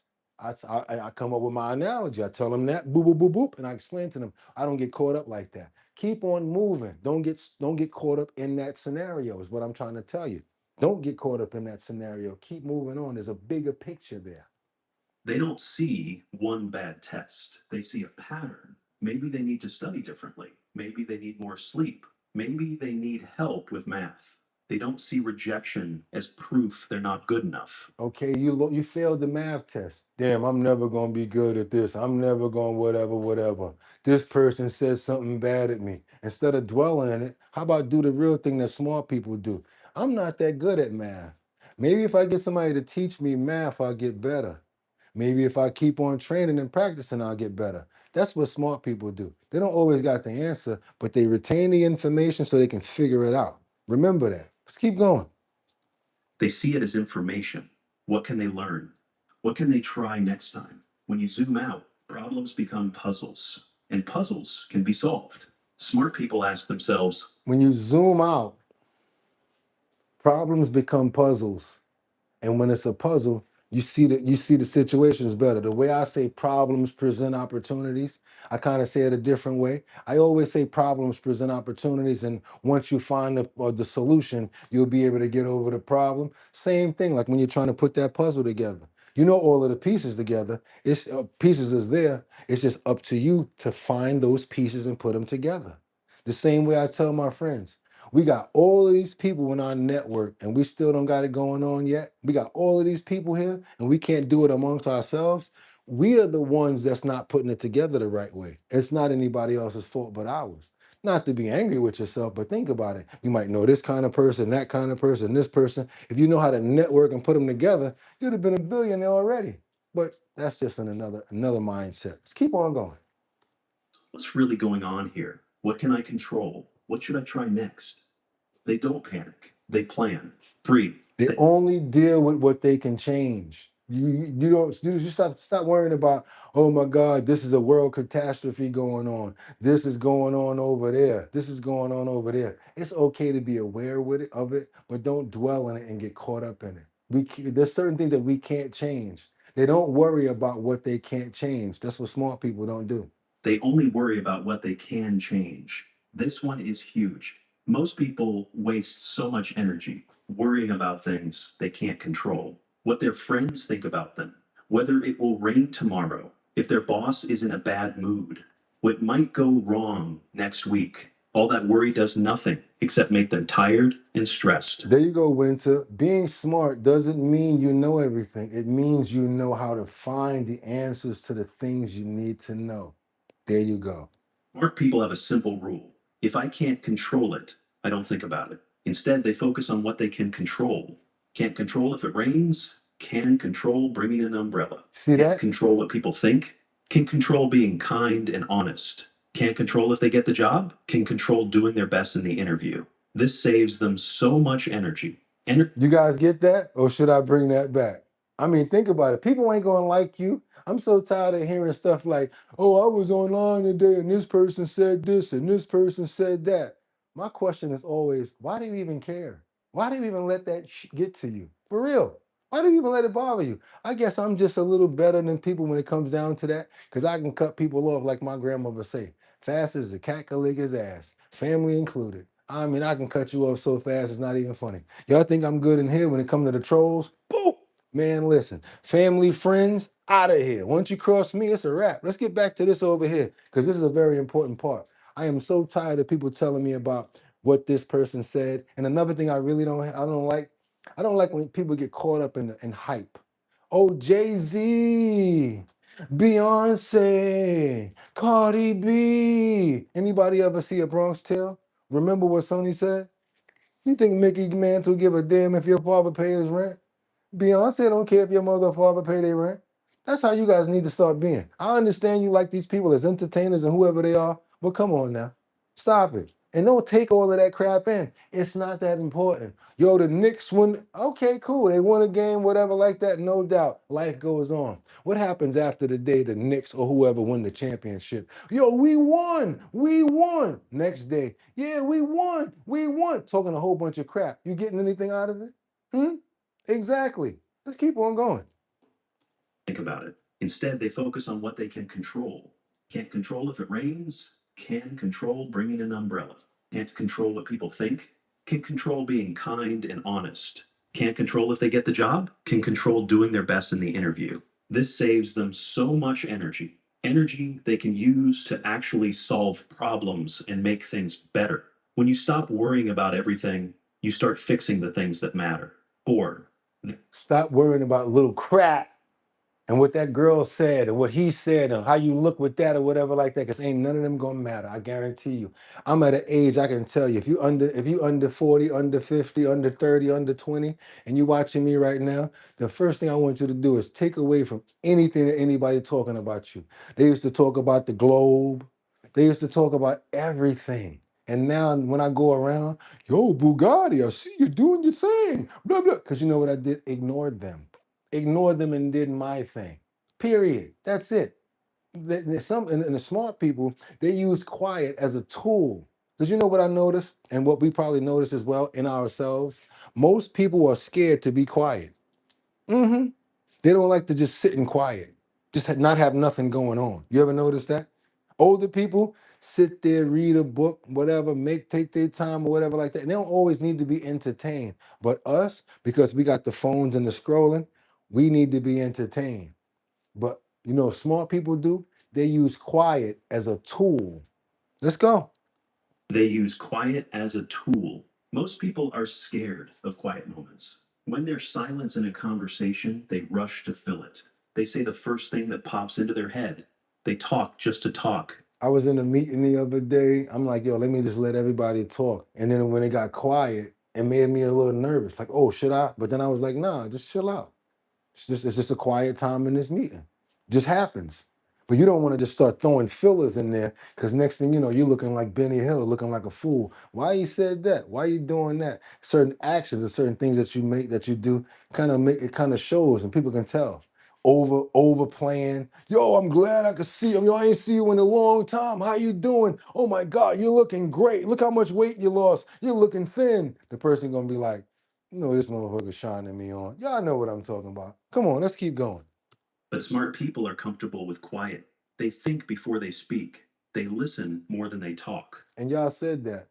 They listen before they speak. You said that They already. let other people finish their thoughts. And here's something cool. Silence makes people pay attention. When you pause before answering, people think your answer will be important. When you listen without interrupting, people feel heard. Hey, let me see. Hey, Jelena, let me ask you a question. What do you think the weather's gonna be tomorrow? And then Jelena just go like this. Hold on, Bugatti, give me a second. She checks her phone, and then she come back to me and she's like, and then she give me an answer. That you already did a couple of things. You paid attention to me, you acknowledged me, and you went and got the info. So now I'm like, yeah, you know what? I can get good information from Jelena. That's how you gotta look at things, you guys. It's the flow of things and how you pay attention. You gotta, if you don't necessarily, let's say you don't know everything at the job interview, but you're the best person that you can be at that position. 9 times out of 10, you mess around and get that job. And always talking is not good. Silence is okay sometimes. Trust me.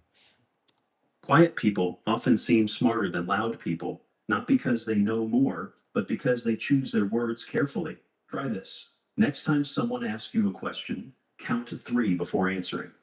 You'll be amazed how much better your answers become. And if you look at them, they'll look at you like, whoa, she's really paying attention to my question, or he's really paying attention to my question. Like if somebody like, yo, you know what such and such said to us?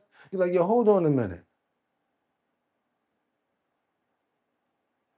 I think but that's gonna make them think like, oh, I like talking to this person because they take my information, they register it, and they give me the best idea that they can come up with. You'll feel the same way talking to somebody too. 5, they pause instead of reacting. This might be the most important one. Most people react to everything immediately. Someone cuts them off in traffic, they get mad right away. Son of a bitch, you motherfucker, blah, blah, blah, blah, blah, blah. I keep blah, blah, blah, blah, blah, blah. And the crazy thing about it is you're the only one disturbing your own motor. Yeah, you guys, I told you about this one. This is how I say this one myself. This is the one I made up for that. Every heart is just like a motor, and it can't run on high all the time. You need to calm down sometimes.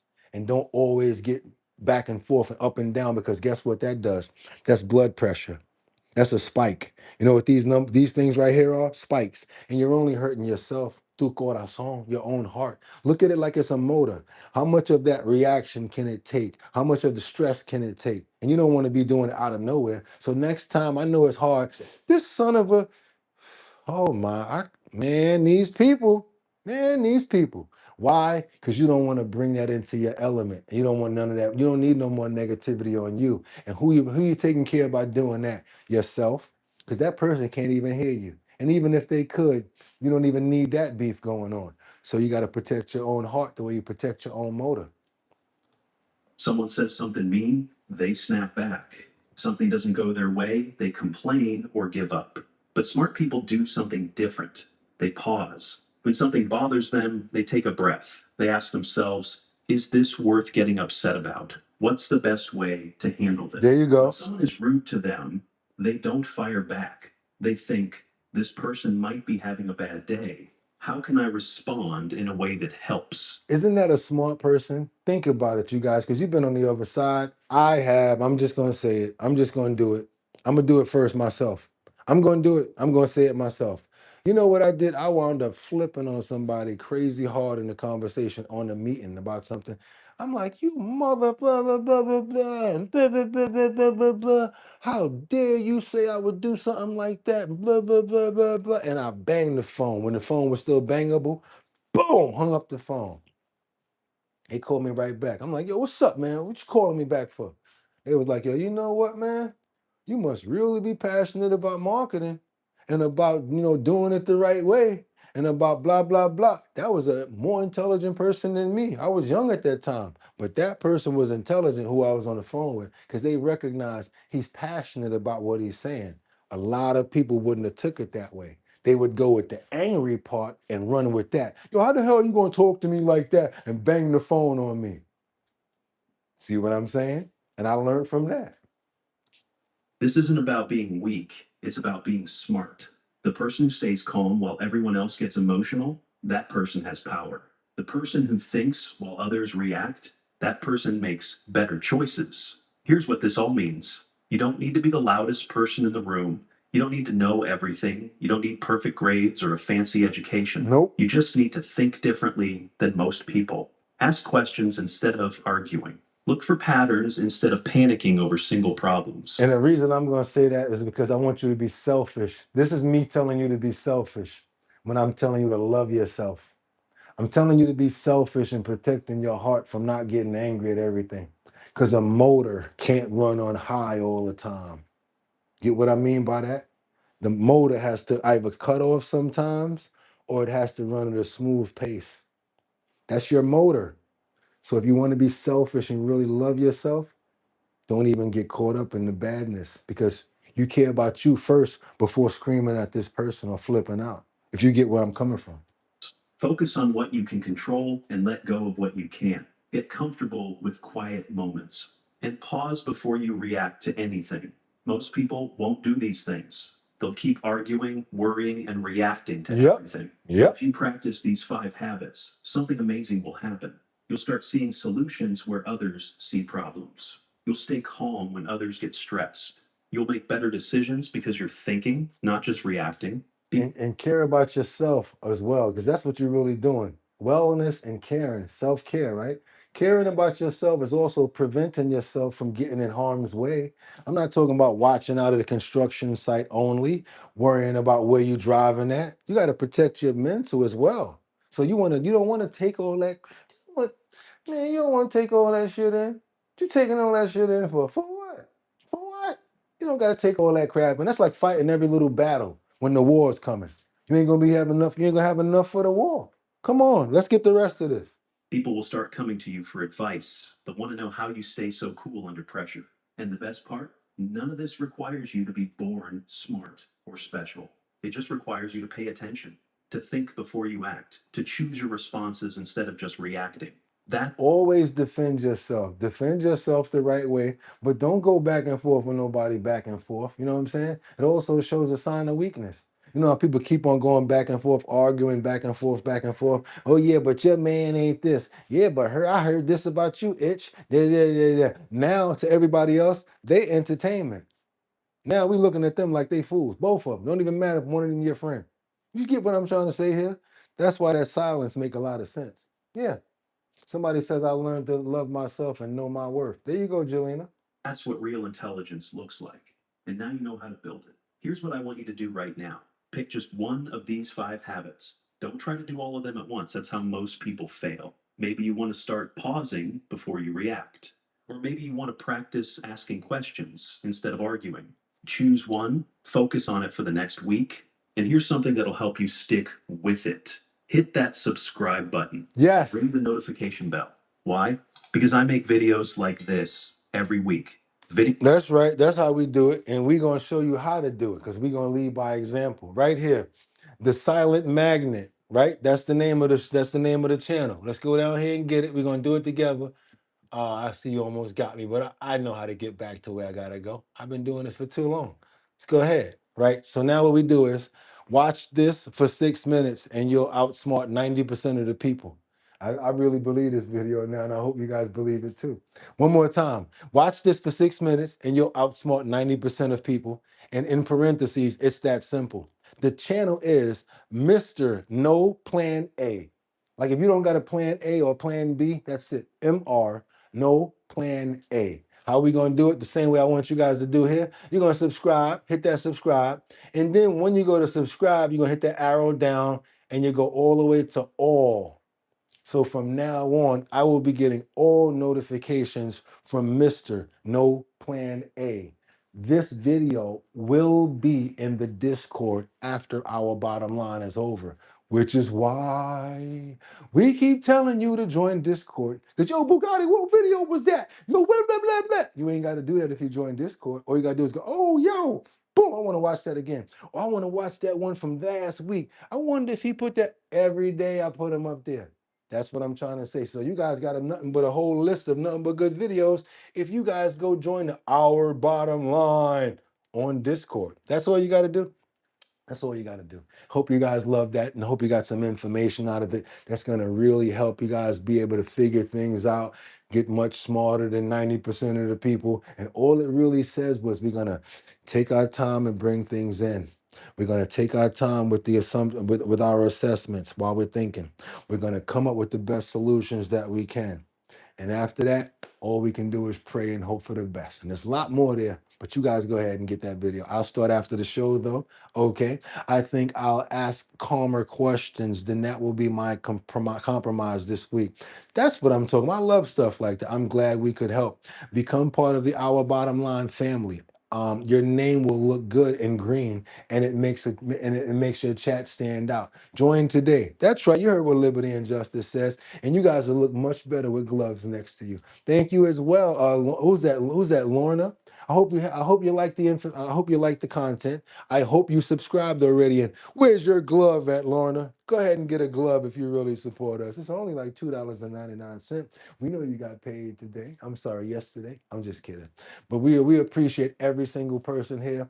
I love when people stay on topic, because it means that we're getting something and we're learning from it. I really appreciate this. I think we're doing good. Let's keep on moving forward, you guys, because these strangers out of nowhere, I think these are a chain of angels. A chain of angels. One of them started the chain, though. We got strangers forming a human chain to save a dog. I don't know if God was testing them, but you know what?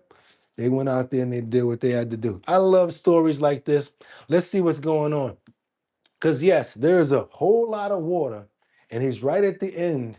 And it looks like if they don't save him, this could be bad. Let's keep on moving forward, you guys, and let's see if they were able to save this furry friend. We got a helpless dog who was trapped in a canal, about to be swept away at any moment. Really small dog, couldn't really deal with the current probably, and if he moved anymore, it probably would have swept him out from where he was at. The dog clung to the narrow ledge. The man risked his life to save him. He climbed down and pulled the dog. When the strangers saw what was happening,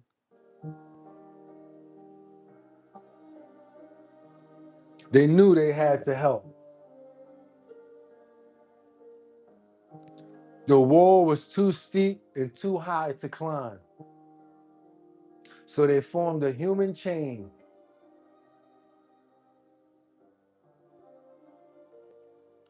Do you guys notice how he put the dog up before himself? But it still wasn't enough.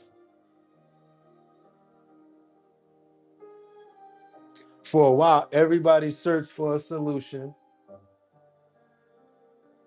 The man refused to leave the frightened pup. Then more people arrived to help. The human chain grew longer.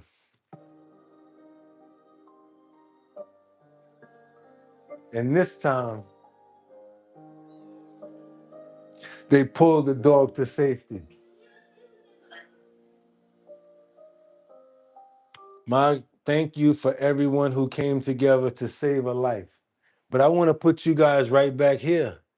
I need to put you guys right back there. I want to put you guys right back there because I have a question.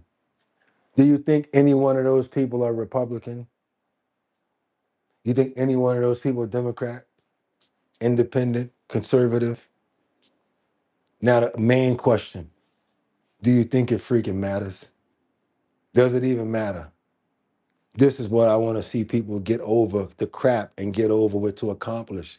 You see that human chain right there? We do this every day. That's you guys right there in the chat. Because you're actually able to hold a conversation with a person you don't even know when it's something that you're serious about. You notice that? And look at what can happen if you really stick together with people the right way, the right people. Imagine if that was Republicans and Democrats, independents and conservatives on different topics. The rescue touched so many people that a statue was later built to honor the dog and the strangers who came together to save him.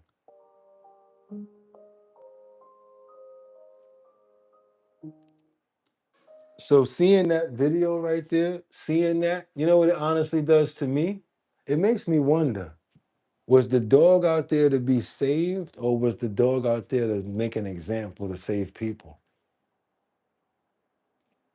What do you guys think? That's what's up. Y'all already know what it is. It's time for us to do what we got to do. Y'all trying to promote and get y'all businesses out there, send them over here to Our Bottom Line. How? Send me your email at bridgethisllc@gmail.com. Again, that is bridgethisllc@gmail.com. We will put your promo in the post notification area. That's right, you guys. But it has to be 1080 by 1080 in that size form. That's it. Just has to be 1080 by 1080. You send it over to me at Bridges LLC. As long as you're subscribed and you're a member, we're going to put it up in the notification area. And that's right, you guys. I got announcements to make right now. I'm talking about the Show Your Talent search. That's the talent search that we're going to be doing in Manhattan, Bronx, Brooklyn, Queens, and and Staten Island. Also, we're going to be doing it online. So guess what? One of you will be able to be a part of the Show Your Talent search. I just got to see your talent to be able to pick who you are. And that's right, you guys. You want to be a part of the talent search? All you got to do is go over to the website, www.drinkbigdrip.com. You guys see that right there with Miss Swans is saying, if you want to get lit, drink Big Drip. That's right, you guys. And if you want to be a part of the Show Your Talent search, where you get a chance to boom, make $250 in all 5 boroughs. And after we get everybody together, plus that one person, you get a chance to compete against each other and you'll win $1,000. Not by me, that's sponsored by Big Drip Hard Punch. I'm going to be the host, one of them, along with my DJ Don Dada, formerly of Black Ink Crew. So if you guys want to be a part of the Show Your Talent search, all you got to do is go over to the website. What's the website? Tell them, Miss Swanza. www.drinkbigdrip.com. That's 2 G's and 2 P's. And don't think it's anything like Cutwater, because Cutwater need to cut it out. You ain't messing with Big Drip. Big Drip is called Big Drip for a reason. If you guys think that Cutwater is good, you're going to love Big Drip. I'm talking about great raspberry lemon, and it's blended in a punch, and it ain't got no bubbles. We don't like no damn bubbles. It goes down good. 14% alcohol, and this is 12 ounces right here. You see how big my hands are? Yeah, I would have been like that on the Cutwater. That's 12 ounces right there. Y'all really want to get lit? Drink Big Drip. Miss Swanson know what she talking about. She already bought some, and she already know what it tastes like. One of those cans will serve 2 people. Why? 14% alcohol, 12 ounces. Think about it, 6 and 6. Everyone is lit. Everyone is lit. There you go. Drink Big Drip, you guys. Also, like I said, want to be a part of that talent show? All you got to do is go to the website, put your email address in the notification area. Got to be 21. And we'll keep you posted on where we're going to be. Like I said, myself, DJ Don Dada, we're going to be at all these locations, and hopefully you guys pull up the same way that Casey did last year and the same way Mark Dorfman did. Yo, Casey, we're going back to the same spot, dog. I'm going to let you know in advance. I want you to pull up. And Liberty, you got to come this time. That's right. I'm calling you out because I got some stuff for you guys. That's right. Also, do me a favor, you guys. Let's double tap that screen and get those likes up right now. We still got one more chance to get those numbers up. If you have not subscribed, what are you waiting for? And also, give me all the money in your pockets. Nah, you don't got to do that. All you got to do, really, like I told you earlier, all you got to do if you really want to hit that like button, you double tap that screen and get those likes up. And that's it. That's how we do that. But you know we're not getting up out of here on Purple Sunday without getting those prayers in the air. We got to get those prayers in the air. I want to pray for health. I want to pray for happiness. I want to pray for pure goodness. I want to pray for understanding. I want to pray for situations like what we just saw with those people making that human chain to save that dog. I want to pray for miracles. I want to pray for love. I want to pray for good health for every single person that has a family member in the hospital going through things right now. I want to pray for better mental stability with everybody. And I want you guys to know we're not perfect over here, but guarantee you every single day we're here for you and we ain't going to change. This is our bottom line. My name is Boogotti NYC, and I do this every single day. And hopefully you guys appreciate it. Everybody here, I want you guys to have a fantastic day and you guys to be safe so I can see you tomorrow on my favorite day, Monday. That's right, you guys. Amen. And who we praying for? Let's get those prayers up first. I can't do that. Let me get those prayers in the air first. We got to pray for Brian. Got to pray for Sabu. Can't forget about Jay Woods. We got to pray for Miss Swanza. Got to pray for Jolena. Got to pray for Rebecca Lon Yen Bueno. We're praying for Miss Keisha. We got to pray for VG, Winter Rising, Brian King Falcone, Liberty and Justice, Rebecca Lon Yen Bueno chiming in from Grand Rapids, Michigan. Also, G-Man. There you go. We got to pray for you as well. Sweet RV Adventures, the Osaka 69, Miss Swanza Rochella. That's right, Rebecca Lanyon. I got you. 55 Coffee House, Lisa Roy. That's right. Who else we got to can't forget? We can't forget Casey. Can't forget Mark Dorfman. Can't forget Jeffrey Spilker. Can't forget Winter Rising, Angels Among Us, Lisa 55 Coffee House, Luigi. Can't forget you. Dot Focus and Mega Dub. Where you at? And we don't forget, well, what the hell happened to Harley? We still pray for you over here too, my man. Hold on. Got love for you too. King Fire, Who else? We praying for Jelena. And that's right. We got to put that prayer in the air for me too. Can't forget praying for me. Got to pray for Boogotti that I'm able to continue to do this. Pray for my health as well. And pray for me to stay fair and not to be sideways on any particular situation or party. Oh yeah, I pray for that too. I pray to make sure that I'm not trying to lean you guys in any direction. Pray to make sure that I make this platform so that we all can have our own clear visions. That's right, you guys. Miss Swanza, Cebu, Liberty and Justice, Rebecca Lanyan Bueno, Luigi, King Fire. Can't forget about Sam Champion, Mark Dorfman, and also CJ the Cat. Can't forget about you. Always here early in the morning. Can't forget about you. Jack as well. Angels, I already got you. I ain't forget about you, Rebecca. And that's how we gonna do it for Purple Sunday. Amen. Y'all already know what it is. I'll be right back here 6 o'clock in the morning to do it all over again. I really hope you guys enjoyed today's episode because you know what? I'm going to tell you straight up. I never even tell you. I actually enjoyed today's episode. I think the health and wellness was fantastic and we had a really good smooth flow. Didn't even get any kinks in the beginning. So I'm just really happy that we're able to continuously do this and imagine what's going to happen once they leave us alone. It's the quality of the show. It's the #1 show on YouTube. It is our bottom line, and can't nobody mess with us. So y'all know what I'm about to say, right? 6 o'clock in the morning, I'll be right back here. Another suit, happy, smiling, with a whole bunch of energy for you guys. Let's get those prayers up, and you know what I'm about to say right now. Y'all could have went anywhere, but the fact of the matter that you came here to chill with me on Purple Sunday, I appreciate you. So until tomorrow, got 'em. Peace. See y'all tomorrow, 6 a.m.